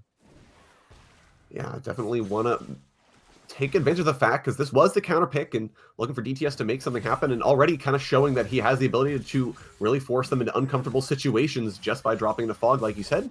Maybe looking at top side here a little bit, but just roaming up to get some more vision and make sure Sinful Link can't have any effect on the game. But this is going to be the 4-man roam towards the bottom side of the map here, maybe. Should be sniffed out on a ward, so nothing happening for Nonchalant, but at least they're attempting to make use of this early game. Exactly. Pal could go for a kill here. He doesn't have the haymaker quite yet. He's just going to start walking at him menacingly. The grip all the way stacked up.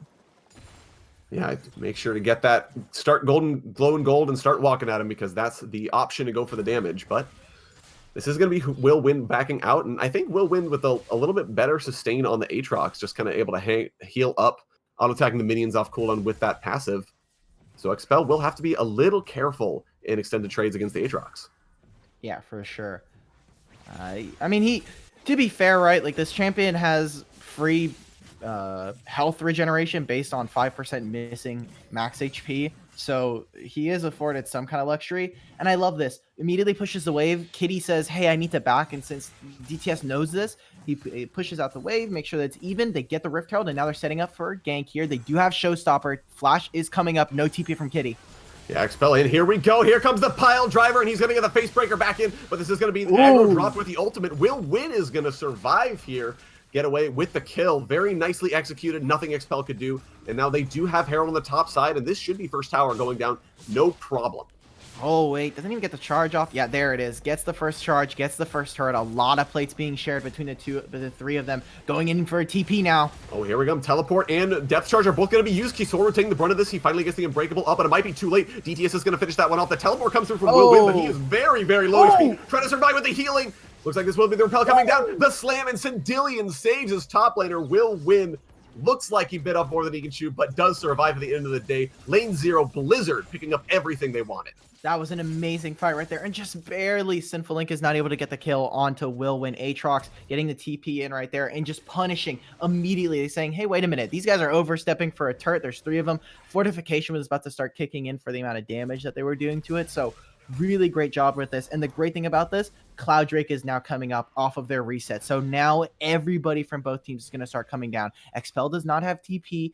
Aatrox should be willing to just sit mid lane. Expel's going to have a really long time with this turret. So Nonchalant are starting it, but potentially this could be Lane 0 finishing it. Yeah, they've already been seen. XFE started it on a ward, so Lane 0 know that they're here, and they are converging on the dragon. This is going to look to be a smite fight. This is going to be a Sinful Link taking it down, but the health bars are too low. Flashes are going to be burned. Moody takes the kill on the Sinful Link. Now Sindillion looking to try and close down to Kisoru, who flashes away from the Sonic. The Braum looks like he should be able to escape, but Will Win still on the chase here. Elects to back out instead, but the dragon did go the way of Nonchalant. Leave him alone! Oh no, Kisoru all by himself does have the Unbreakable to maybe survive here. The stopwatch bait keeps him alive, and now this is going to be a terrible situation for Raheen. He goes down, flash that mastery. Kisoru baited him in. No one bullies the Braum by themselves. Come on, guys. You know better than this. You don't bully Braum. What has Braum ever done to anybody other than... Honestly, that was a really great job from Nonchalant, all things considered. You get 2 kills right there, and this could be Sinful going down. Tries to... Had the outplay, the big brain, but gets stunned on the backside. Kitty does channel the teleport to save his jungler. DTS maybe overestimating how much skill he could go for there. And meanwhile, up on the top side, they are going to fight. World Ender is popped. Expel is trying to run for his life, but he doesn't have his Haymaker. Trying to get out of here. Is forced to burn the flash away instead of taking the tackle to safety. So Summoner spell burned and Will Win on top of this top lane matchup. I want to give huge props right there. Specifically to Nimbus Cloak, the rune. Did amazing job right there. Allowed for Sinful Link to get the movement speed while also in spider form to move out of the way. But also to Kisoru, he hits the Glacial Fissure right as the Sonic Wave connect from Moody's comes out. So Moody's is not able to make that gap close and is not able to get into that Dragon Pit, at least for the smite. So just want to give him some props before we move on. But now we get to see how strong DTS is at this point, right? On this Echo, punishing the immobile mages, saying, hey, if you want to walk up, you have to be able to, you're going to have to try to contend with this. Gets the flash out from both of them. He does also have to get his ultimate, but he doesn't get too much for it, but is starting to show up. Even though he is 30 CS down and is about a level down, this champion is really, really strong, especially into the team composition that Nonchalant has gotten for themselves.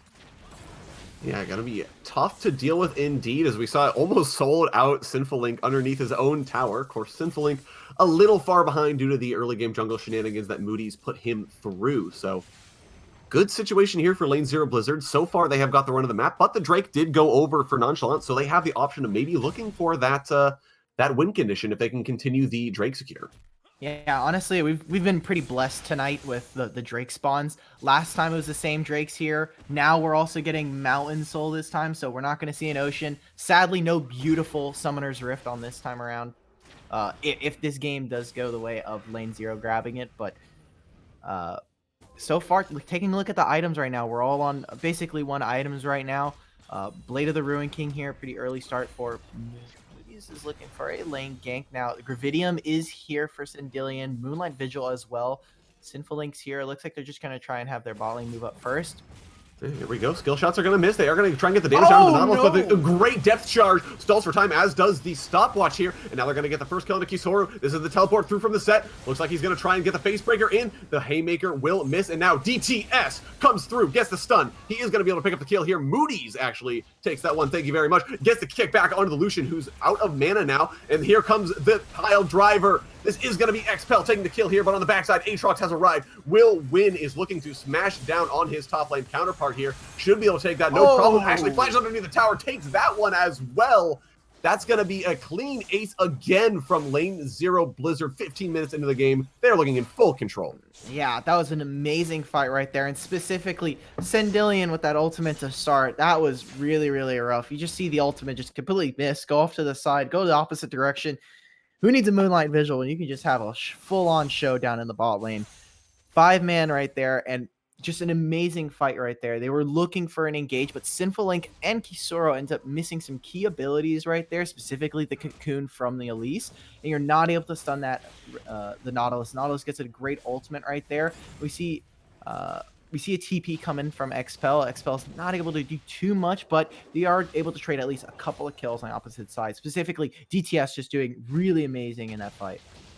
Yeah, definitely solo laners for Lane Zero Blizzard showing up. Will Win and DTS really putting the teams on their back here. 3-0-4 and 4-0-3, matching score lines to boot. And just, it's going to be so hard for Nonchalant here, and I gotta wonder how they're going to find their way to sort of fight back against the immense power that the solo laners from Lane Zero have. Yeah, and one of those great things is, this is a great Kisoru Hold that thought. getting bullied. Yes, feeling himself. He's going to hold back in, try to go for the double kill here, but gets stunned up. He's eating the culling, but wow, a lot of damage comes through. He is able to take the double kill. Sinful trying to chase down, but nothing he can do now. Moody's has arrived. He's going to take the Sonic Wave in. There's nowhere for the Elise to actually go, but Kitty is going to be there in time to save his jungler. DTS, though, is still looking. The Drake has spawned, but Lane Zero Blizzard sniffing around here, looking for more kills before they turn back to secure the objective. I don't think they're sniffing around. There's no sniffing anymore. There's no sense of smell. I do not see. I do not think, like, head empty, no thoughts right now. They're not doing anything towards this bot lane. Exothi and Kisoru are getting masterclassed right now. Between DTS really showing him what AD carry really feels like right now on this patch. Oh, there we go. Nice. Centillion, though. Wow, insta-gibbed with the Syndra ultimate. Unstoppable, or unleashed power indeed. And that's at least something back for here for Nonchalant. Yeah, this is showing everybody. If you guys are saying AD carry is busted, take a look at mid laners. Just one shot on us down here. We don't get to have any kind of fun. But in all seriousness, that was a really great job from Kitty, able to get the flash in. Immediately goes for the trade. Now, nice job. They're going for a punish. They know that one of the strongest members in DTS is in bot side. They know that he has the TP, but looks like Rift Herald is just going to go over. This should be a really great kind of objective for them. This allows them to at least start to pressure in that mid lane. I'd like to see them break open that mid lane specifically, as you get a lot more freedom to move around the map and specifically get that that vision moved up a little bit forward, considering almost all of the tier 1 turrets are gone. But they also need to break down this top tier turret, right? Where we're taking a look at top lane.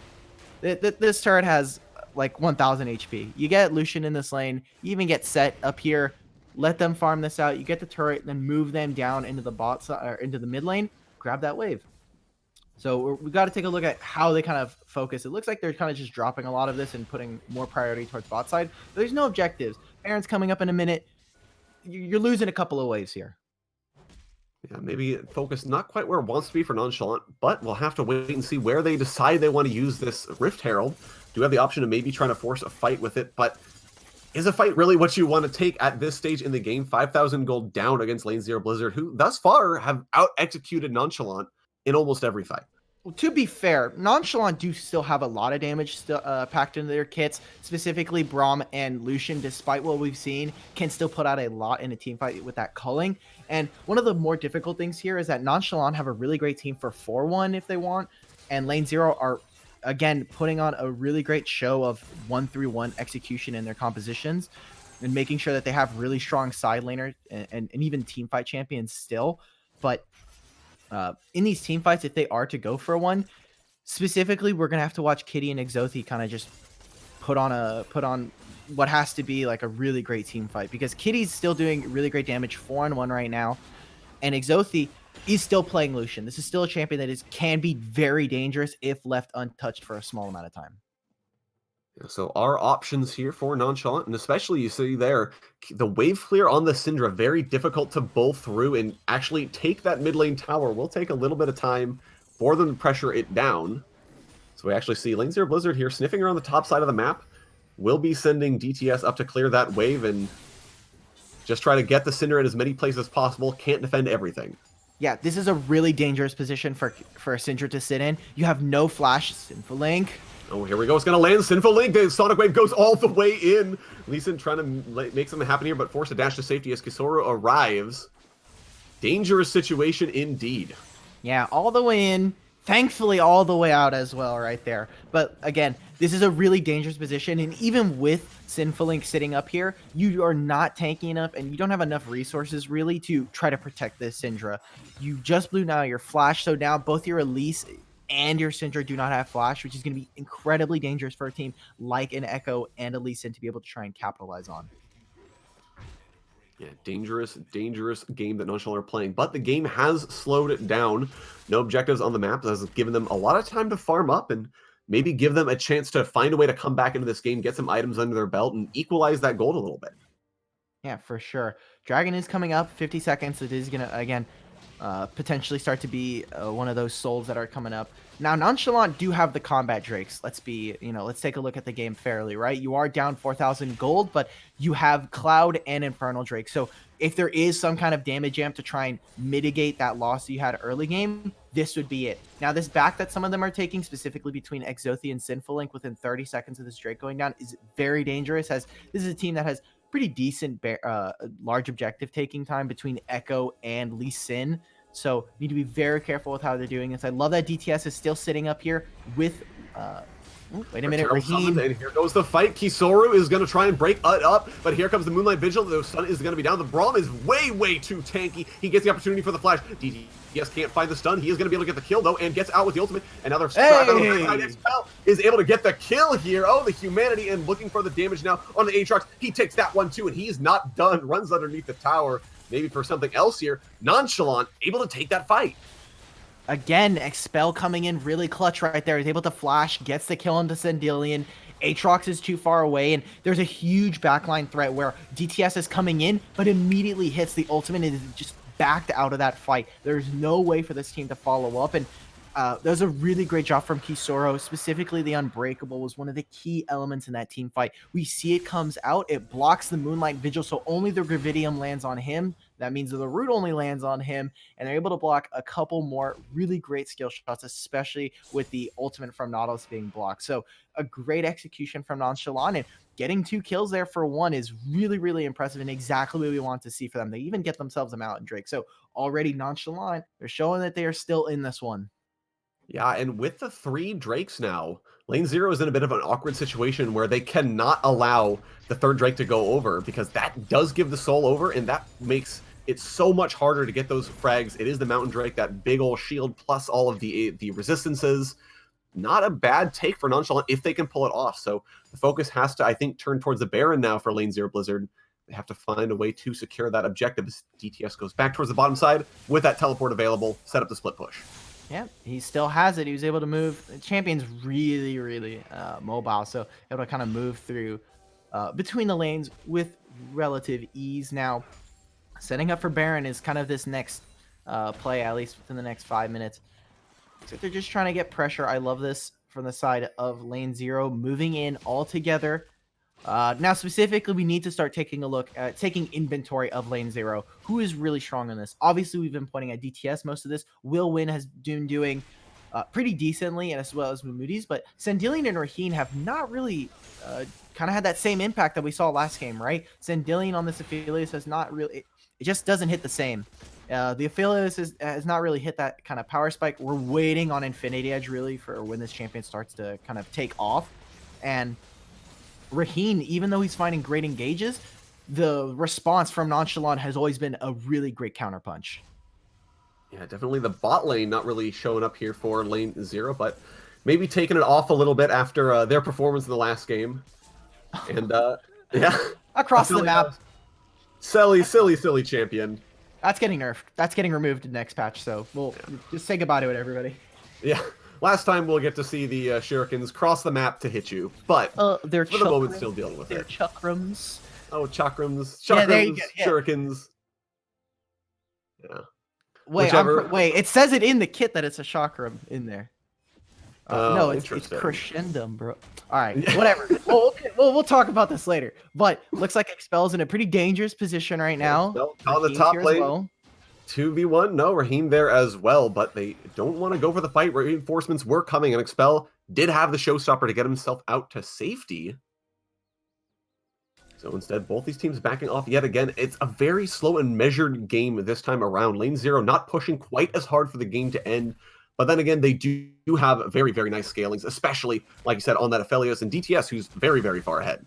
Yeah, for sure. I mean, this guy has his 3 items. He's got his Lichbane, and that Protobelt is going to do work. He's also got a full Dark Seal here, so, you know, you got to give him some credit. Maybe he goes for Magi's if he's really feeling himself, but that might just be the Magi's curse at this point.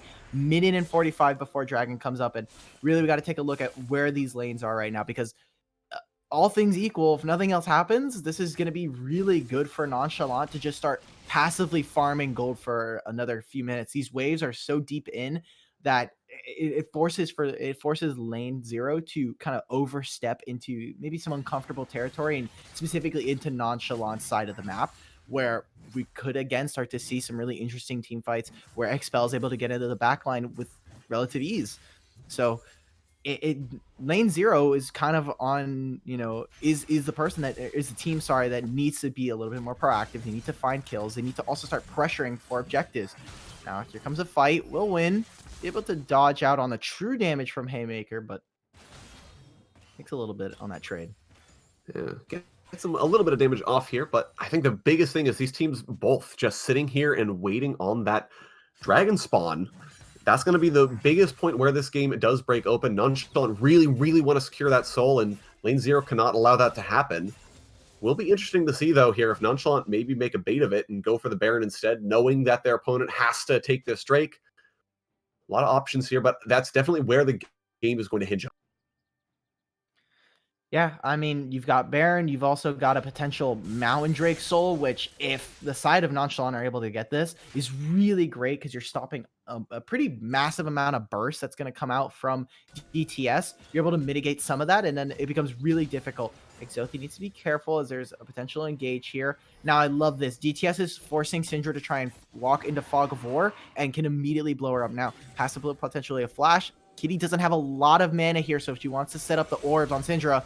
Yeah, here we go. The fight is going to be joined. Wait a minute. It looks like he's going to get out, but Moody's is going to get caught up here. He goes down, and now here comes the Glacial Fissure, re-engage on the backside. Expel looking for the potential play here. The stun is going to happen. The pile driver comes through, but he's not going to go down. Sindilli now forced to flash, but the flash immediately follows from Expel. This is going to be Exothi going back through. The set is on the backside here, trying to trade back with Will Win, who has to run away here as reinforcements are coming. Worldender popped very late, and he's forced to flash as well. Nonchalant take this fight, and Nonchalant are looking to maybe take this dragon. Yeah, this was an amazing fight from them, and Moody's goes in way too soon. He gets immediately stunned up by the entirety of Nonchalant and able to find a great kill right there. Mountain Soul goes over to them. They have a really nice health bar, and Expel on this set is doing work. The slow from Showstopper forces Sendillion to flash over the wall, and while they do trade those summoner spells, it's not enough. They end up giving a couple kills over. This is also going to be potentially the mid going over. 2 turrets over here, and Sendillion still has Moonlight Vigil, especially with Infernum. Looks like they're just going to end up backing off. Could see a potential reset going straight into the Baron setup, but DTS, he was trying to put in some damage, but really couldn't find an entry there and immediately backed off. It looks like we're probably going to see Echo just stay on side lane for this, as it becomes really difficult when the entirety of Nonchalant are walking around as a 5-man, and like we've seen before, are just blowing up anyone who walks up. Yeah, really difficult situation there, and especially after Moody's went down early in that fight, just nothing more they can do. And now, facing down Mountain Soul, I think we have to start talking about Nonchalant as not being too far out of this, having a very good chance now to come back and win this game. Oh no, for sure. I mean, this game is really close. We've seen it's been about 4,000 in the lead of lane 0, but a lot of that gold is DTS right now. This guy's 3,000 ahead of Kitty. There are some other substantial leads, specifically Moody over Sinful Link, but I mean, it is really, really, all of this is kind of sitting in DTS, and we're not seeing him in team fights all that often. Yeah, no, DTS has struggled, I think, to find an impact here in these later fights, and giving over those 2 early Drakes has given Nonchalant the option of going for this, but now attention again, going to be turning towards the Baron. We'll have to see how they're able to figure this out. Lane 0 desperately want to secure this, I think, to try and pressure in an advantage, but lane's getting cleared out, and they haven't been able to find the opportunity, especially not with the Scuttle Crab still there. Scuttle Crab is going to provide a little bit of damage. Now, I love this itemization from Kitty. Immediately goes for the Banshee's Veil. I think that this is such a key item on Syndra to try and at least dodge some of these abilities. Specific key ones are obviously the Nautilus. It prevents Nautilus from kind of walking up on your Syndra and doing whatever he pleases, as well as Echo. Now, Echo does not have W here. Level 17, though. Ooh. Let's sound a lot of damage there into the Echo. The second he's used Parallel Convergence is gone, and now XFE there, go for Will Win. This is going to be the World Ender popped, and he looks like he will be able to get out here, but looks like the damage is going to come through. The Aatrox falls. Nonchalant fight a pick on the top side. They will find this top lane tower, and this is Lane 0 Blizzard on the back foot. Yeah, Will Win, you're playing weak side, my man. You can't go up that far. And even on the bot side, Expel also finds another turret for himself. Now, DTS, he has to back out of there. They're saying, hey, maybe we want to try and find a fight here. There's no other reason why you'd want to move Echo here other than trying to catch this. Because otherwise, I mean, they're just giving up pressure across the map. I feel like this is a little bit desperate for the side of Lane 0 Blizzard there. Kind of caught a little bit off guard with, okay, well, now Will Win died, so now he can't have him covering. Another turret goes down, so 2 turrets in one fell swoop here for the set. Yeah, big play there, and like you said, no reason to rotate DTS up. They do it anyways, maybe attempting to look for a fight, maybe expecting a fight in the top side, and it never materialized, but here we go. Kisoru is actually caught out here. He has no one to save him. The Lee Signal's going to be used, but he still had the flash, and that's going to get him to safety. Lane 0 Blizzard can't even get the pick they wanted. Yeah, my God, this is getting... It feels like they're just trying to... They're trying everything in their playbook. All right, they're like, okay, well, this has worked before. And then they try it, and it's like, wait, this isn't working anymore. This is not... This doesn't feel like the same game. They're not playing with the same kind of tools that they were in the last game. So, I mean, Nonchalant, they've kind of showed, hey, we're still in this game. That goldie we're just talking about, 4,000, has quickly evaporated into a little under 900. So Echo now going in. He doesn't have parallel convergence anymore, so no shield. Yeah, Expel actually able to fight back quite effectively here, just punching down the Echo, finally looking for the parallel convergence. Haymaker is going to miss, though. Big cooldown, and both of them are going to back off, but Expel with a much better end of that bargain, and now this is going to be the Baron started up. DTS does have teleport if they want to look for it. It looks like the rest of the team is going to know. This is going to be the damage coming through, starting to stack up on those chakrams. And now Expel teleported in, but the team has to back away and reset. Yeah, able to get that TP. That's still a good win for them. Will Win just walks all the way up here. Expel's so far ahead right now. This guy is already at 1,000 gold on his head. DTS going really deep here for Kisoru. It was just trade, but... if they're able to kill Expel here, this would be huge. Oh, Expel looking for it, but it looks like he is going to be able to get the showstopper down, but he gets shut down. Now DTS takes a lot of damage, but he is going to survive that. Forced to use the Zani's Hourglass to keep himself alive for a little bit longer here. A very, very messy fight for both of these teams. This is going to be Will Win on the backside, though. He's looking for the play, but he is going to go down XFE. He takes that kill, and he is still there it is. Look at the shot backside here. But Sendillion, oh my goodness, that's a ton of chakram. Moody's goes underneath the tower. He's looking for it. DTS as well. He's looking for XFE. He gets the stun field down, but he doesn't get the auto attack. He's going to die to the Elise. Sinfully picks that one up. Lane 0 Blizzard trade back. Yeah, great job right there. 3 for 3 across the map right there. And we get to see Sendillion finally come into his own on that team fight. Now, both of it's like basically 1 for 1 across the board, right? Top laners both go down. Expel going way too far there. And then we get to see between the chakrams being stacked and the Calibrum, the sniper rifle from Sendillion, he's able to put out massive amounts of damage. DTS as well in the backline. Now he ends up being a little too greedy, ends up getting caught out towards the end. We have an Elder Drake spawning here. We got to be really careful because Exothi could definitely outplay Sendillion here. And remember, they do have the Mountain Soul, so there is a bit of shield, a little bit of some leeway given over to them. Yeah, teleport's available here for Kitty and for Will Win here. if they want to try and force the issue, but they're not going to go for it quite yet. This is going to be the Aphelios caught out here. Sindelian, though, able to juke out on it. He does have Severum, so we'll be able to heal back up, but this does give a little bit of pressure here for Nonchalant in order to take the Scuttle Crab, set up on the Dragon here, and you really can't afford to give this one up if you're lane 0 Blizzard. Yeah, they need to fight for this. Their waves are in a terrible position right now. Top wave is pushing, bot wave is pushing. They just equalized mid lane. They need to find something. Moody's here. Yeah. Kisora trying to block things out. Moody's goes over the backside here, but it will be secured by Nonchalant, and the fight is going to be joined. This is going to be the ultimate coming through from Sindelian. They're trying to trade the damage back through, but they're fighting against the Elder Dragon. At first, Execute comes through. Expel is still trading damage on the front side here. The backside is going so poorly. Sindelian now is all by himself. He gets shut down. Sinful Link, the only casualty on Nonchalant's side, and they have the Elder Dragon. They are in a very, very strong position here. They might look to try and end the game during the respawn timers. Exactly. Wait, Syndra could look for a kill here. That's getting very dangerous. With that free execute, Syndra becomes an absolute monster to try to deal with.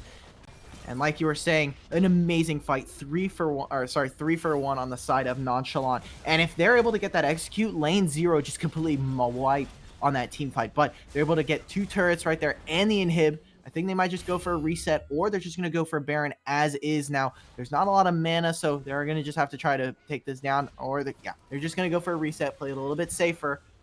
Please don't tell me you force this guy's back. Wait. Oh, she has the shield for a Mountain Soul, so she doesn't get the back interrupted. Well, that's an interesting little piece of information. All right. Sorry. I was like, this guy's just leaving the Raptors here. But all right. Again, great fight from Nonchalant. They're able to get that in.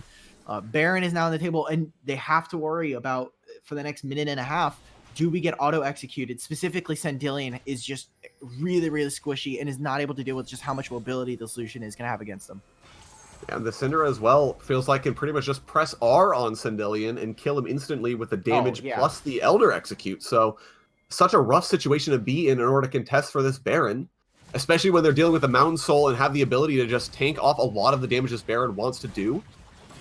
But it will be started up here. There is Will, who will win on the bottom side of the map. He does have teleport available if they want to go for it, but the Baron has been started. Going quite quickly here. Sindelian trying to auto attack through on the backside. Moody's is going to be here too late. The Smite Secure is in. Expel is trying to trade the damage on the backside. He will get the kill through. Sindelian finishes up before, and they are going to try and fight this one out. Exothi, though, so much damage. This is going to be DTS shut down. Moody should be going down. He gets tackled, dies in the Guardian Angel, no! But there should be no way out. Will Win is still trying to trade, but there's nothing he can do. A double kill now for the Syndra. Will Win forced trying to run away. He gets pulled back in for the Facebreaker. No flash, no dash, and no life. Triple kill here for Kitty, and that has to be the game for Nonchalant. That was looking so good for lane 0 yet again. Moody's is not able to get into it. Immediately gets stunned as soon as he tries to come in. And DTS and Sindelian were just pumping damage into Nonchalant. But Nonchalant with a great team fight. Kitty and Exothi were just putting work in. Mid versus 80 carry on this side. And again, or at least this time, Nonchalant are able to find a win, tying up the series with definitely a way better game 2. Yeah, Nonchalant not falling as far behind early, able to take some time, farm up, and more importantly, the Drake advantage they had really helped them build up. They secure the Soul, they secure the Elder, and then the Baron, completely unnecessary. You only needed to force them into a fight. So very nicely done. We are going to be hopping into a brief intermission here to set up for game 3, but don't go anywhere. We are going to go into the last game of Lane 0 Blizzard versus Nonchalant Esports. We'll be right back.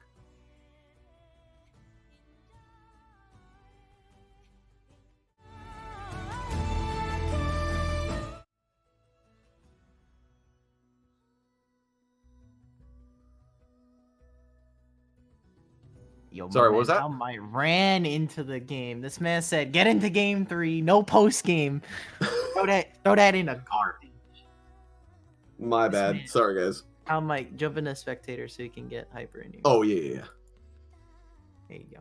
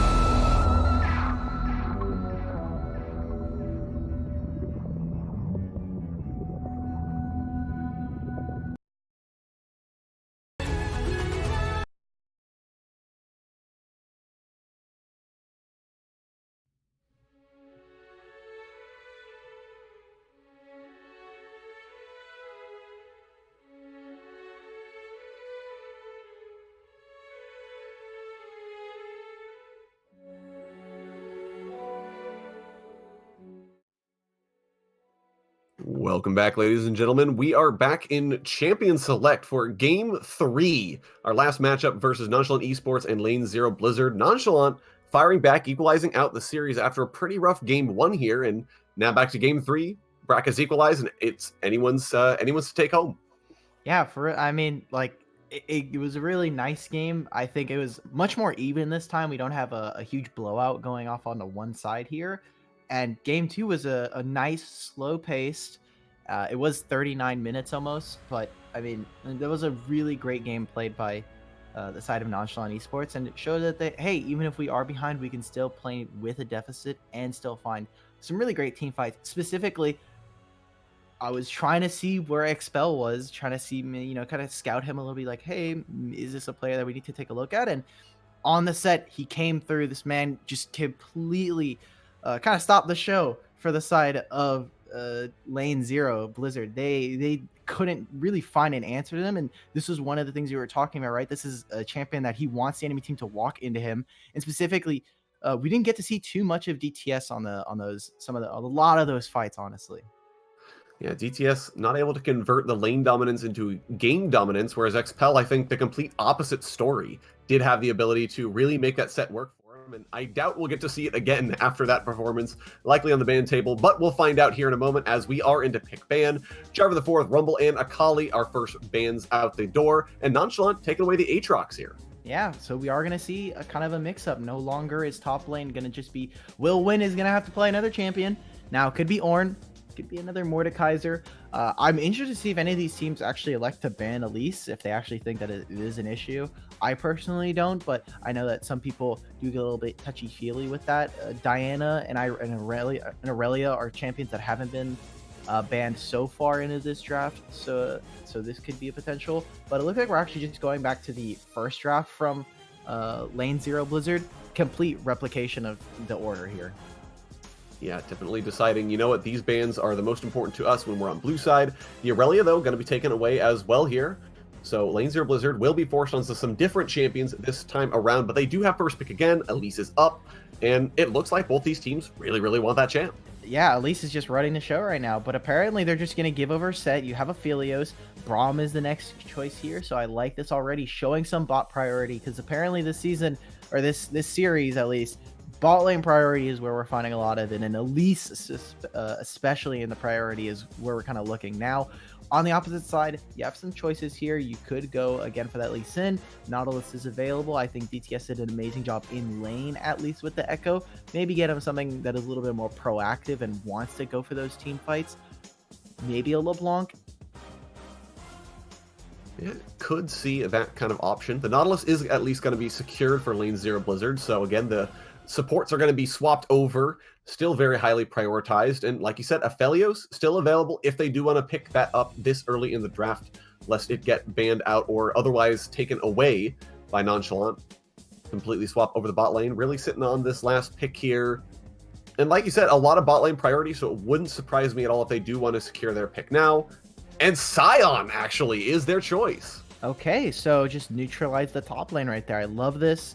Sion can be a little bit more flexible going to mid or top, but more than likely it's going to be that top pick, and really just neutralize that lane. Say, hey, if we don't have Aatrox, who's just willing to fight, we'll have Sion, who gets exponentially very tanky with how much health he gets from the Soul Furnace on his W passive, and you get a pretty nice lane into set where if set is able to get that showstopper onto Sion, we're going to have some huge issues. That is going to be a lot of damage just being splashed down with how much extra bonus damage he's going to have for the ultimate. So coming in, we got Lucian also picked up. Diana going right back onto the ban table. Let's see what other kind of solo laners are getting. Looks like we're just going to fly through all these mid laners. No one's going to have any kind of fun here. Zoe could be here. LeBlanc. These are really what is kind of left on the table unless we start really digging into some of these champion pools. Yeah, Lane Zero, I think, reacting after they see Nonchalant saying, we'll play the exact same team we did last time. But finally, you've been waiting for it all series long here. Alk and Olaf is going to be locked in here for Nonchalant Esports. how does Elise make it through almost every single draft and we don't see an Olaf? Like, not even an Olaf, ban just completely forgotten about. It's such a great champion and can do so much. It's kind of like a set. You want the enemy team to just run into you. Now, Olaf is going to have a little bit more trouble trying to deal with someone like the Sign and Nautilus, but it looks like for the side of lane 0, they're just going to go for Senna, 80 carry. Not going to go for a little bit more flexibility with the Cassiopeia this time around, but you have it open for them for what they want to be able to pick. Maybe if they're getting really spicy, it's Nautilus mid, but I like this. Hovering the Orianna gives them some kind of gives them a lot of flexibility when it comes to those team fights, and just a really solid mid laner all around. Yeah, I really do like this composition here for lane 0 Blizzard. Lots of utility, lots of beefy frontliners, not an entirely excessive amount of damage, but you have the ability to kind of crowd control and deal with Nonchalant Esports as they try to come at you with these brawly frontliners in the form of the Set and the Olaf. So sitting on this last mid lane pick here, LeBlanc, I think definitely makes sense in this scenario. Just try to get someone who can hopefully bully out the Orianna. That is going to be locked in, easy peasy, and Nonchalant playing a very similar comp to what they did last game. Yeah, I'm a little bit worried for Nonchalant just because LeBlanc into Sion historically has not been a very fun matchup ever. And as the game goes on and on, you have a really great 4-1 here. And on the opposite side, you have that kind of same scenario for the side of Nonchalant, right? Where you have a great 1-3-1. Set is able to go into those side lanes. LeBlanc is as well. But if Sion's sitting in the side lane against LeBlanc or against Set, it is going to be a bit tough for lane 0 to try to deal with it. LeBlanc needs to be able to find these assassinations, and if Senna goes and hits that, the invisibility, you're not going to be able to get into there unless you're going straight into Nautilus, and Nautilus provides such great anti-gank and dive material. You're going to just have to see how they go with it. Now, we've seen Raheen on this Nautilus twice now. We got to see him actually connect on this one. He's got to land the dredge line on this time of go. Yeah, definitely looking to have a slightly better performance than he did the last time around on the champion. But like we said, game 3, new setup this time around, and a different 80 carry as well. So if the Senna can at least land the last caress first, well, that's an easy dredge line to set up afterwards. So lots of crowd control abilities that they can layer on top of each other and really make sure that Nonchalant Esports just doesn't get to play the game. Yeah, and one thing we have to take a look at when we look at lane 0 Blizzard, this team has not a lot of upfront damage, is what we've seen in the past, right? The game 1, we saw a lot of great upfront damage with Aurelia, with Aatrox, with Xayah, Rakan, and Elise. And even in last game, we have people like DTS on this Echo. However, this time around, this team is a lot slower. At least this composition is, right? You have Orianna, who you're waiting for that ultimate. You're waiting for that shockwave. Senna has a pretty static attack speed, right? Or attack speed. So you're looking at small bursts of damage that are really high, but are not. It's going to take a long time to start chipping away at some of these champions. Specifically, Set and Olaf are going to be huge problems for the side of lane 0 to try and get through. And if Olaf is running right into that backline, right on top of Orianna, right on top of Senna with that Ragnarok, they have to be able to figure out, okay, do we burst this Olaf? How are we going to be able to do it? LeBlanc also is going to be able to find some kind of flanks with Set, and all of a sudden, vision becomes a massive priority here.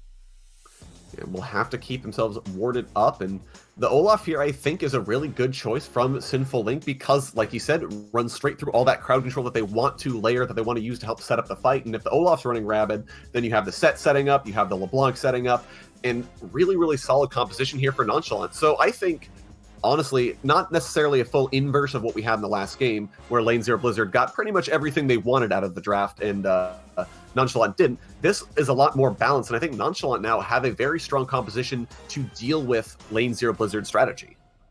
Yeah, for sure. This is a lot more, it's controlled.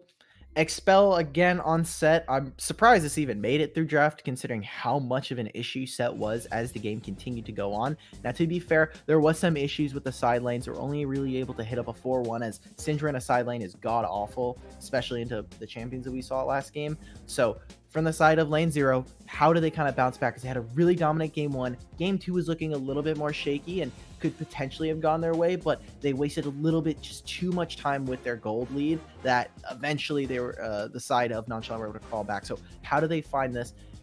I want to see flanks from specifically from Kitty, because really we haven't seen too much of that. Obviously, playing a little bit more front to back champions, but if we can have LeBlanc sitting in Fog of War and make sure both of these mid laners are utilizing it, this becomes a much more interesting game, at least between the two of them, and it's not just a kind of a damage check between the two of them coming in. Yeah, gonna be looking for the outplay here on Kitty's side. And I think the biggest thing here to talk about is Moody's is back on Elise. And in game one, okay, Moody's on Elise, complete run of the jungle, shut down Sinful Link. Of course, Sinful Link was on a lower pressure jungler in the form of the Zac, but he's had the run of the jungle for the first 2 games and has done really well for himself. So I will definitely be trying to keep my eyes on him. But we're going to be hopping into our pre-game intermission. But before we go, I do want to give you guys a quick word about Sector 6. Sector 6 Apparel is a leading esports apparel company providing on-demand printing for groups of all sizes. Their designs are comfortable and stylish for professional esports organizations and collegiate programs, as well as your very own Upsurge Esports. If you want premium esports clothing and would like to support us at the same time, head over to Sector 6 Apparel. Check them out and rep Upsurge Esports or your favorite team in style today. We'll be going into that intermission now, but don't go anywhere. When we come back, we will have the last game of Lane 0 Blizzard versus Nonchalant Esports.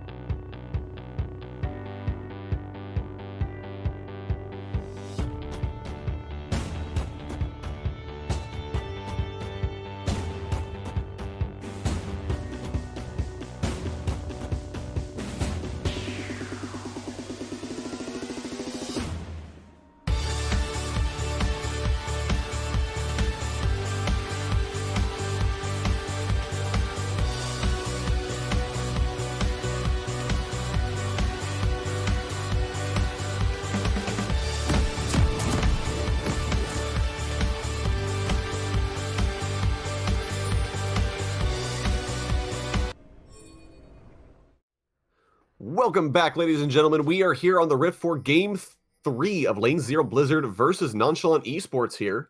It didn't look like we were going to get much of a series from that first game, complete dominance by Lane Zero Blizzard, but Nonchalant Esports brought it back last game, and here we are, game 3, with a 5-man stack here, starting things off. That will get spotted out by Sindillion. No level 1 shenanigans here. Going to have to retreat to their lanes in shame, but Lane Zero Blizzard, I think, very clearly showing, hey, we're not, or Nonchalant Esports showing, hey, we're totally ready to keep making these plays happen.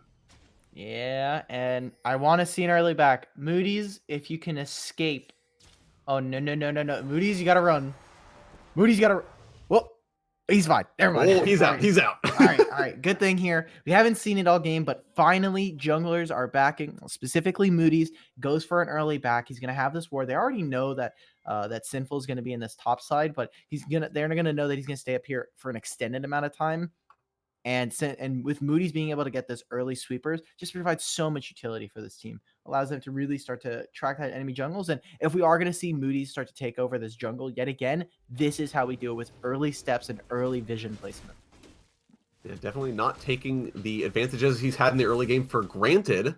Saying, yeah, we'll make sure we get this vision game going right off the bat. They will be able to see Sinful Link as he moves towards his Raptors, if he chooses to do that. But I would expect both junglers to path like they have before, go for that early bottom side control.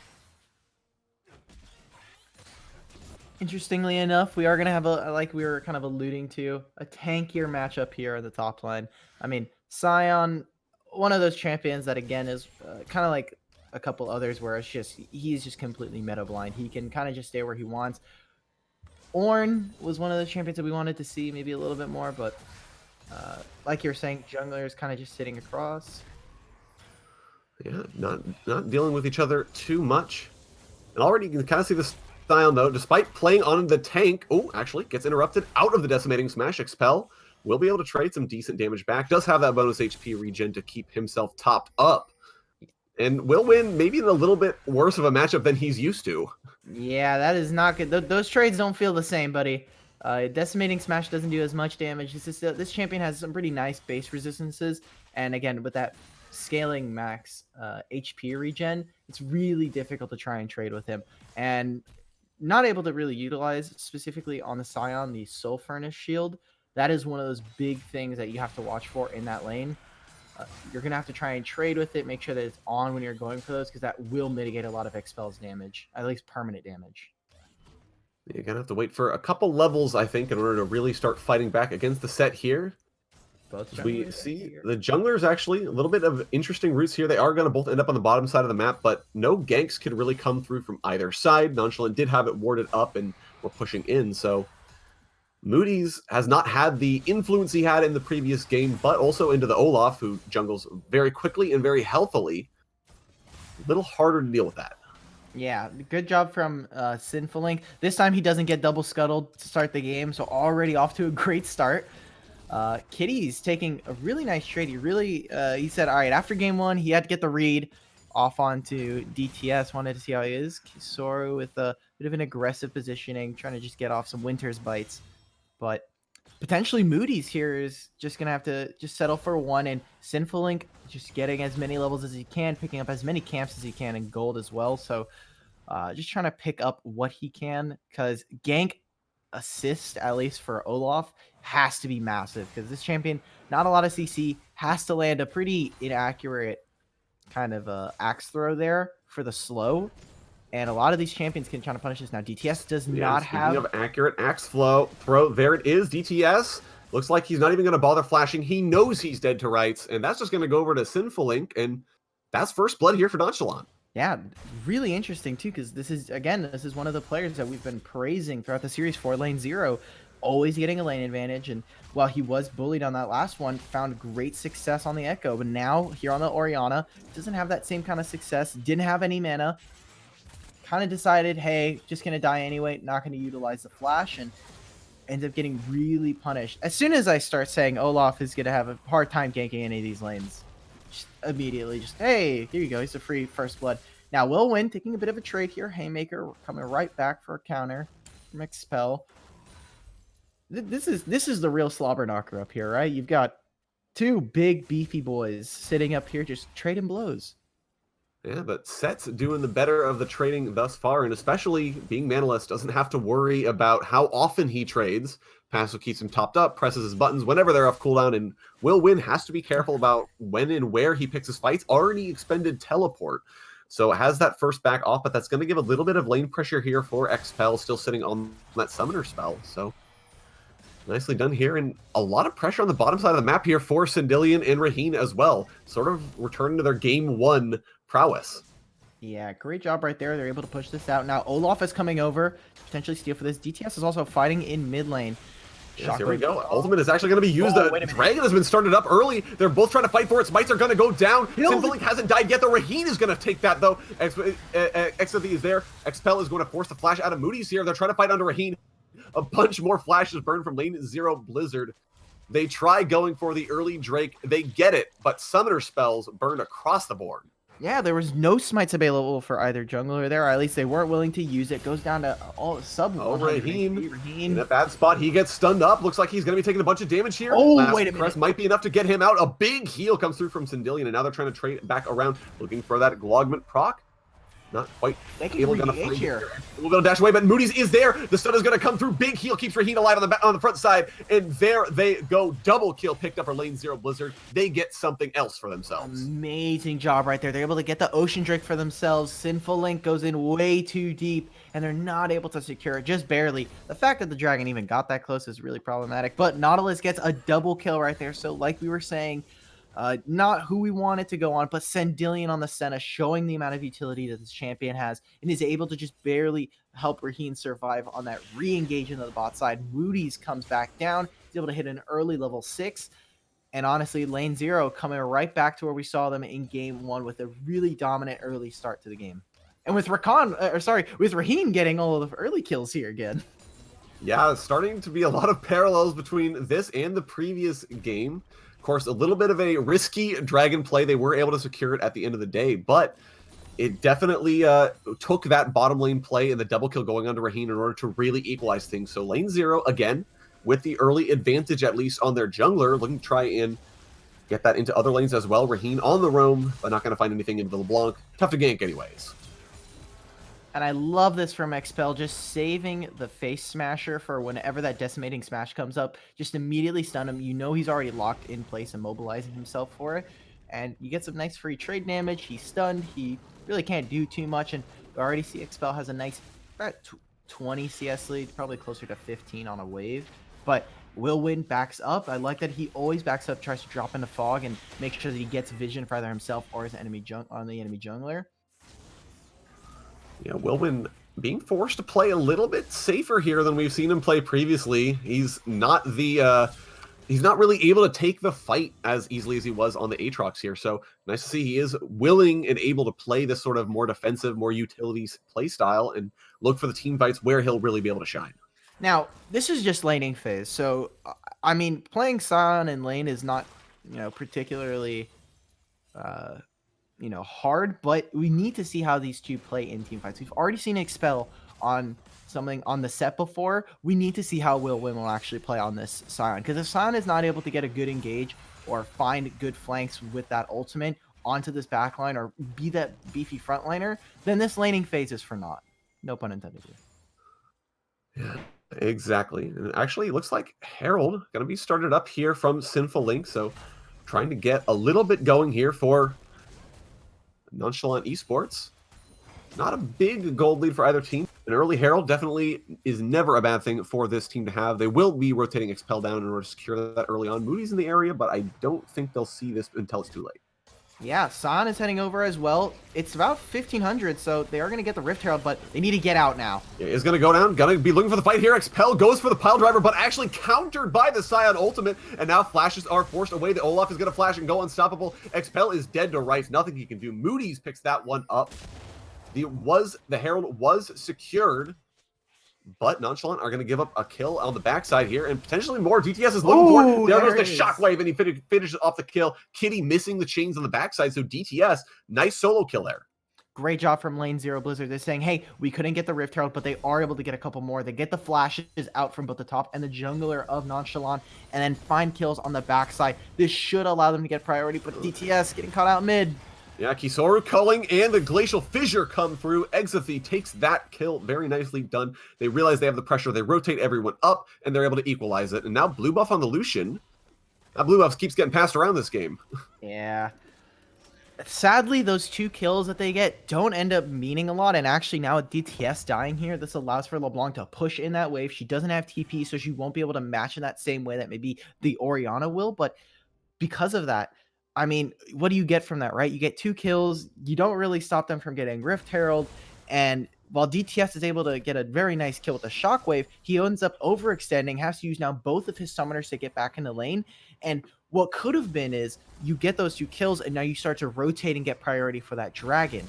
However, that's not what we see. And now a dragon coming up, it is Infernal. So already we see the teams starting to set up. Now there is a TP here for Wilwin, so he can stay up here if he wants. No unstoppable onslaught quite yet, and Expel does not have the TP. It's coming up rather soon, so if they are going to do this, if I am lane 0, I'm saying we got to start this now. We got to make sure that we get this before that TP comes up, and we can try to take a numbers fight. Oh, Shockwave going to be burned, as well as the Ragnarok in order to keep him alive. Unbreakable enough to keep his jungler safe, but Sinful Link is going to be chunked out here in advance of this potential dragon fight. So now what you want to see, if you are Nonchalant, they'll have to try and find a way to counter it back. The Braum is going to get rooted up. He's going to take some damage. Dredgeline is going to land, but he's in a rough situation here. Exothy going to get popped in the air by the depth charge, forced to flash away here. Moody's still in the chase, but they're going to back away at the end of the day. And lane 0 Blizzard answering this potential play here quite well. This should be a Drake's cure for themselves, as Sinful Link in the mid lane trying to heal himself up off of those minions. Calling comes through on the backside here. No flash available. Can't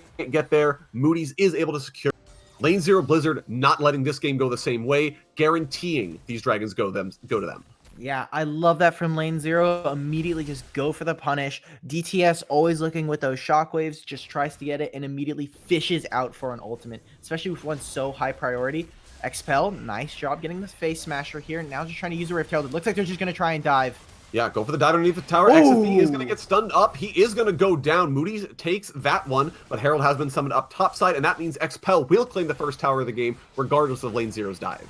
Yeah, great job right there. Immediately, I love that response from Nonchalant. They say, hey, we're going to just pop the Rift Herald topside. I love that also Sinful is now shadowing top lane.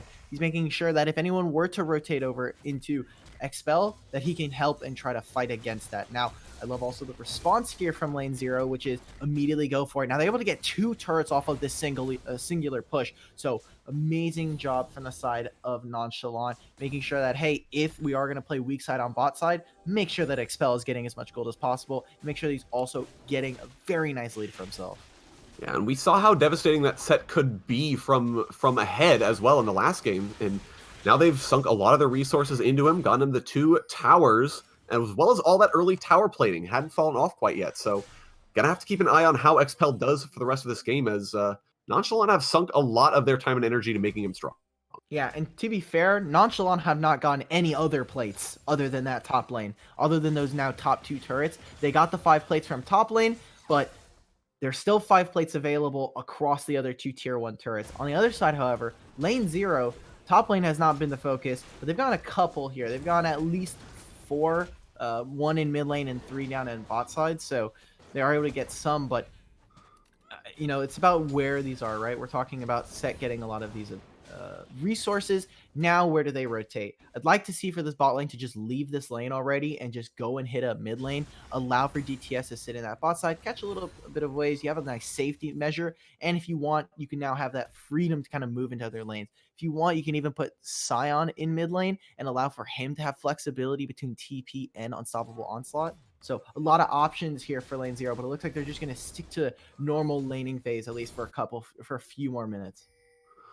Yeah, just trying to slow things down a little bit. Now, they do have a team that has a lot of utility on it, so it doesn't even matter if they are behind early on, which they aren't even. They have the 1,000 gold lead, which isn't much, but it is a very slight advantage and will continue to scale up. So totally content to play this safe, not having to force any rotations, and Nonchalant as well, all right with these lane assignments. Oh, Moody's actually got to walk into the Braum, gonna get seen. Gets stunned up. Oh no! But will not get out. And here comes the Glacial Fissure. Is going to knock up Raheen, who's looking for the dredge line to try and get himself to safety, but there's nowhere he can go. Sinful Link takes that one. Teleport was used by Expel, but not even needed. And now the push will be coming through 5-man strong for Nonchalant. Yeah, I was about to say that that would have been an okay dive, but they don't have enough vision. They're kind of operating on some kind of blind luck and faith. Kitty doing or taking a lot from DTS here. Olaf is potentially here in mid lane, and like you were saying, that TP from Expel, while it wasn't necessary for the fight, it is necessary for them to pick up another turret. And right as we're starting to complement lane 0 here, they kind of fall apart a little bit. Specifically because of those top 2 turrets being taken away, it's such a long lane for anyone to sit in, and especially to sit inside lane 4, that it's extra dangerous for people like the Orianna and for the Senna to kind of sit off in there. So I love that they're already abusing this. Now, second Rift Herald is available, and it looks like lane 0 is going to try and pick this one up for themselves. Olaf is just responding to top side. Why is Set getting a free turret now bot side? I mean, we're just kind of allowing him to free lane. We saw this last game when they started to get that Baron. They have the Set just sitting off by himself. They have to kill Sinful Link here. Flash going in. Here we go. Sinful Link goes in. Looks like the Herald was taken down, but he will be falling on the backside here now. Kisoru forced to flash away, but there's nowhere he can go. And that was actually Herald secured for lane 0, so they're getting what they want here. Actually, Moody's almost goes down. Kitty popping the damage, but not popping the spider. And Set, he's on an inhibitor tower right now. Yeah, a little under 60% HP. Expel could look to outplay this. He has Flash. He has the ultimate. A couple members here on the side of lane 0. Yeah, gonna get knocked back. He's gonna be taking the damage. Gets the face breaker through. He is glowing. He's looking for the true damage punch, but I don't think he's gonna be able to do enough damage. Here comes the showstopper, and he almost frags out on DTS, but the damage isn't quite enough, and Expel does go down. He's able to chunk the tower. Man, the max HP scaling was coming through. He almost saw it. He saw how much damage that was. He already had the true damage. Raheem finding the engage on the LeBlanc. Yeah, well, thinking he found the engage, but taking a lot of damage back here. Now Exothi gonna be channeling the culling, trying to trade some more on the backside, but they can't find anything at the end of the day. Great counter by the Nautilus onto Kitty, attempting to dive in.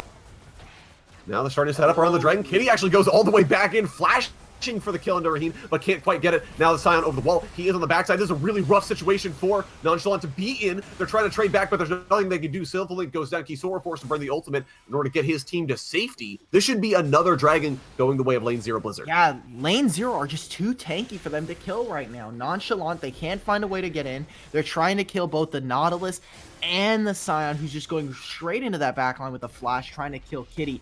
Kitty goes and overextends a little bit too much, and they're not able to do it. Plus, the healing from Sandillion makes it so if you're not instantly going for team fights and killing them, it's almost like the Ocean Drake Soul, where they're regaining so much of their resources that it's just too much for the side of Nonchalant to do. So we're seeing it kind of play out right there. They're able to get 2 turrets. They're able to crash another Rift Herald in mid lane, grab a singular turret in bot side. And while a lot of kills are going to other members right now, Sandillion is just playing the role of support Senna. See, the support Senna is doing great here, guys. This is exactly how you play. You pick up a couple of assists. You have the tier item now, so he's able to pick up a little bit more damage. But as we come into the 20-minute mark, we're going to have to see how Baron is kind of played around, right? Lane 0, they have a pretty slow Baron with the team members that they have, really only Beast doing a pretty decent amount of damage per second on it. And Nonchalant is where they want to fight it, but they need to be able to have Expel and really just unlock this guy. We've seen him on the Mordekaiser. He did an okay job in game 1, and on the Set was really where he found his stride. But this is where we need to see him kind of pop off, make sure that he's in a side lane. He's 0-2 and 0, and while we've been giving him kind of the benefit of the doubt with that 40 CS lead, he needs to actually show up and put in damage in a team fight. We haven't quite seen that yet. Yeah, Set so far has not been the solo carry Nonchalant have been hoping for, but still hope for them yet. Only 2,000 gold down, and still with a turret lead. Culling actually burned to try and get on the Sandillion because Kisoru is here as well. A flash is forced, but the Senna has nowhere she could go. Exothi takes that one. Pick now for Nonchalant, and they should be trying to siege down on this mid lane tower.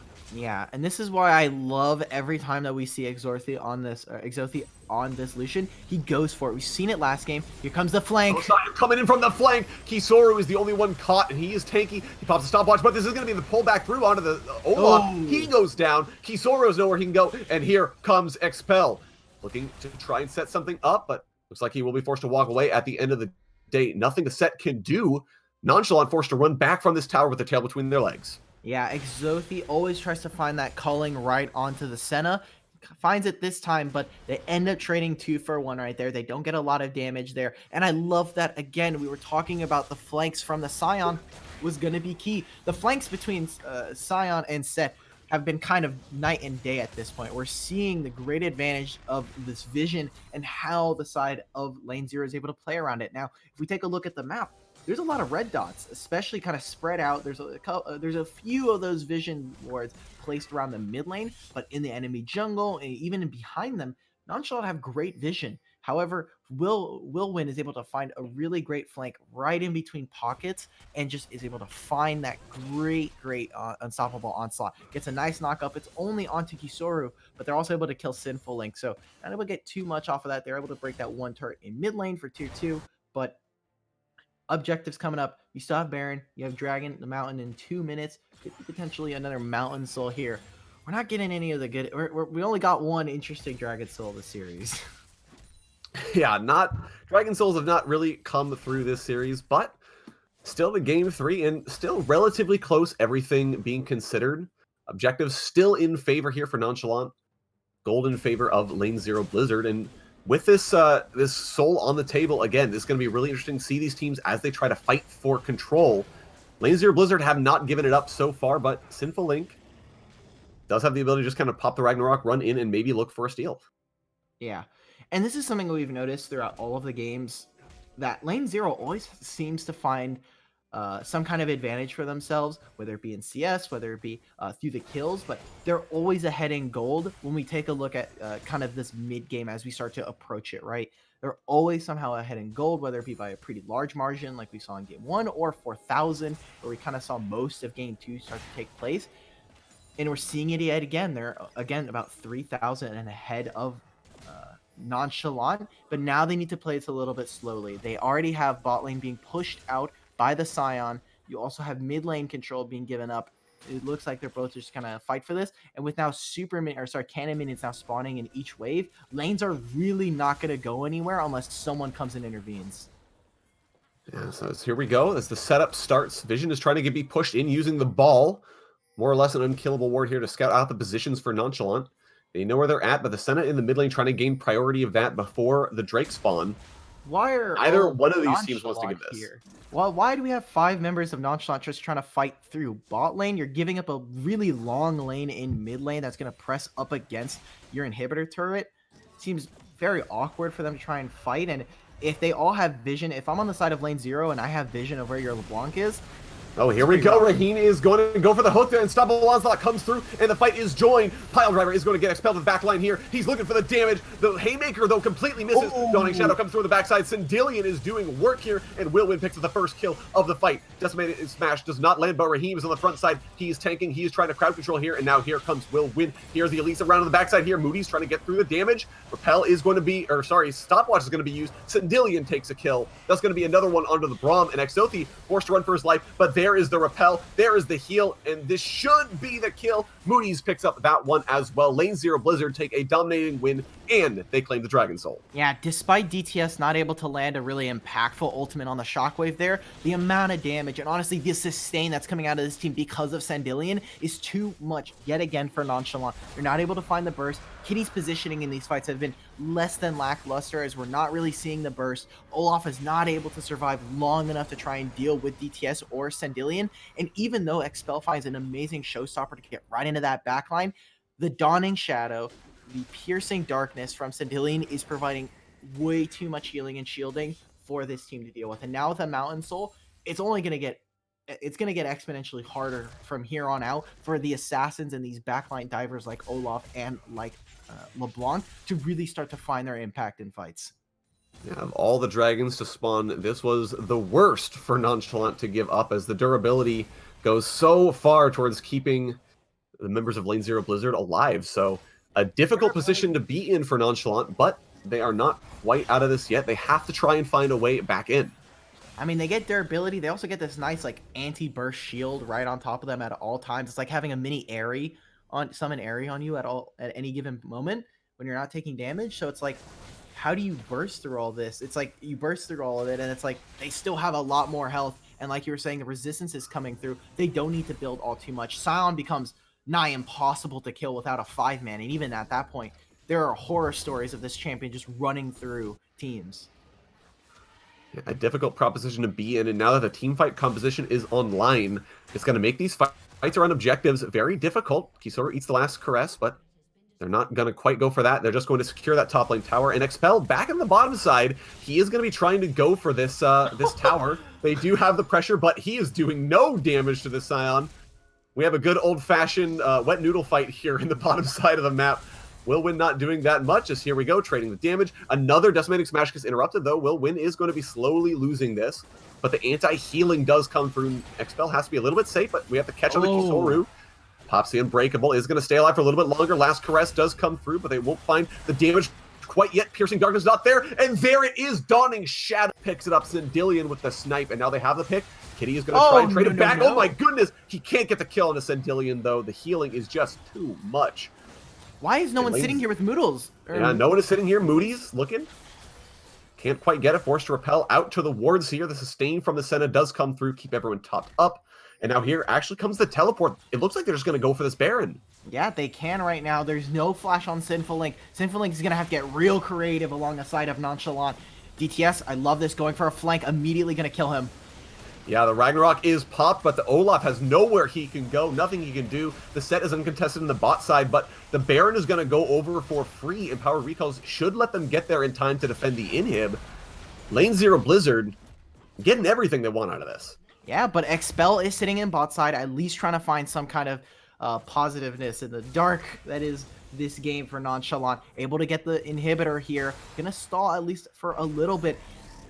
And where have we really gone? I mean, you have... I really hope this wet noodle fight doesn't go any longer. I think Expel's in a pretty tough position. He's gonna have to go between turrets. Yeah.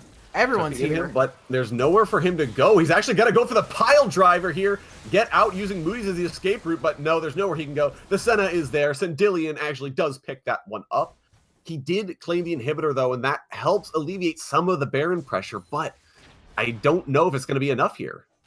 Yeah, that was a really rough position. And now with Expel gone, all this pressure that Set was able to gain for them has gone absolutely nowhere. You have a huge top lane gap right now between where all those turrets are, and you did nothing with that if you're on the side of Nonchalant. Set was not able to find more, we've had him in the side lane for most of it, but there's no other pressure across the map. No one is holding these lanes. They're going to kind of contest for objectives when it feels like you should just be looking to just go even across the other side of the map and allow for Expel to become that huge pressure sink that you need him to be that sponge, so that he draws more people. You can have a numbers advantage in fights, but Nonchalant are not able to find that advantage. Thankfully, nothing is really lost other than Expel's death here. He's able to come back online. The Baron is not being utilized to its maximum efficiency right now. They are just going to go and immediately attack this bot lane turret, get one of the last tier 2 turrets to stand. And the wave is stacked up here, and the durability of Lane 0 Blizzard, I would not be surprised if they decided they wanted to take a fight underneath the tower with the Scion. Look at him, just walking underneath the tower. I don't care about the tower damage. I don't care about the LeBlanc damage. This tower is ours. This wave is stacked up. The inhibitor is going to fall. And Lane 0 Blizzard look like they might even be able to take the second tower in the mid lane. No, they're going to look for Nexus towers now.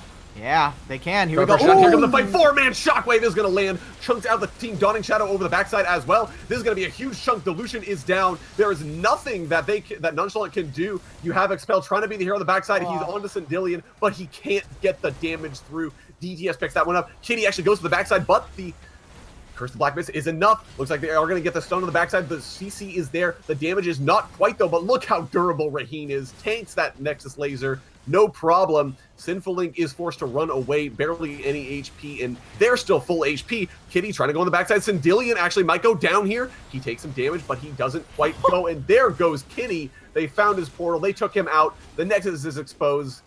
Trying to mount a heroic defense here. Sinful Link, there's no mana on DTS, but it doesn't matter. Scion is there, and that is going to be Lane 0 Blizzard taking the first match of the Upsurge Contenders League.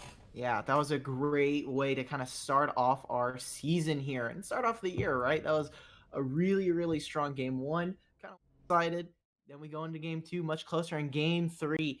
Despite a huge advantage here given over for Nonchalant in the early game, Lane 0 are just able to kind of steamroll through a lot of these team fights as we get closer and closer to that 30-minute mark here. Yeah, really durable composition, lots of engage and lots of routes that they can take for victory here. And I think they really put on a masterclass showing off how they were able to do that, how they were able to fight these front to back team fights and keep Sandillion alive despite Kitty diving for him in every single fight. Yeah, Kitty was not able to find the angles, and that's what we've been talking about through most of the series is where is Kitty going to be able to find his kind of niche where he can try and find those kills. We saw a little bit kind of show through on the Syndra where the enemy team had to come into him lanes. They had to find the Kitty to go in, and you have that Syndra to set them up with all of those spheres. But even here, Kitty and Sinful Link are not really able to click too much early on and find some more kills. DTS does end up going down for a first blood, but nothing is really there to show for it. Yeah, and I think the biggest thing here was the set was really what we were looking for. You had him get all of that tower plating early on, the 2 towers early. You're looking to have Expel carry this game, but I don't know if set really has that possibility. We saw it in the fight around the Drake. Goes in with the pile driver, with the showstopper, trying to make this fight work, but then completely whiffs on the haymaker. And after that point, the champion isn't doing anything else for you. So might have been the wrong gold sync for Nonchalant. Yeah, Expel, really great job, honestly, but needs to be able to transition. And that's one of the things with set is it's really difficult if you are set because of how he's kind of made and just where his kit lies. It's very difficult to try and find and engage and really utilize that showstopper. You want to find that sweet spot where you are finding enough damage with that ultimate, but also able to kind of utilize it to take one member out for at least a little bit and kind of survive. And really, the haymakers were not there, not set up too much. The guy was immediately evaporated as soon as he walked into team fights. So there was some miscommunication specifically on how they wanted to execute. I think this was a wonderful draft for Nonchalant on game 3, but not really. The execution was just not there. And Exothi and Kisaro, specifically game 2, did a great job, but this time around, we really needed to show up against Sandillion and Raheen. Exactly. Weren't quite able to get it. But before we go, I do want to ask you real quick, who was the MVP of this series? I already know who I think I would pick, but want to hear your thoughts here. I'll give it to Moody's, man. This man was insane. All 3 games. There was a little bit of a towards the end of game 2, the Lee Sin was kind of falling off, but actually, Moody's was great. However, Sandillion was also doing really great. I think everyone, Raheen as well, awesome engages most of the time. DTS was an amazingly just like super consistent mid laner and always trying to find those leads. Oh, this is really tough. Oh my god. Like almost all of these players like played actually insane. Yeah, I'll just give it to Moody's, man. This guy is just the jungle every time. Like first 15 minutes, lane 0 had just way more jungle pressure over Nonchalant. Yeah, definitely was going to be my pick, but if you're taking him, I think I'm actually going to go for a Will win here. He had a couple really strong performances on the Aatrox in both games. He was able to play it. Even in this last game, switching to the Scion, very different style of play, but still able to really show up and do quite well for his team. He was the beef stick they needed. He was able to execute in the fights he showed up in. Very nice job for Will Win and Moody's. I think we are going to give Moody's the MVP here. We're both in agreement on that, but Lane Zero Blizzard executing quite well for themselves. Nonchalant Esports, though, a good showing in their first match of the season, and we'll have to keep a closer eye on them as we go forward. That is going to be it for us tonight, guys, on the cast. Thank you all so very much for watching. Tune in tomorrow night at 8 p.m. EST. We will have our Upsurge Premier League match between 100 Thieves next and Vital Point Esports. You did hear that right, 100 Thieves next.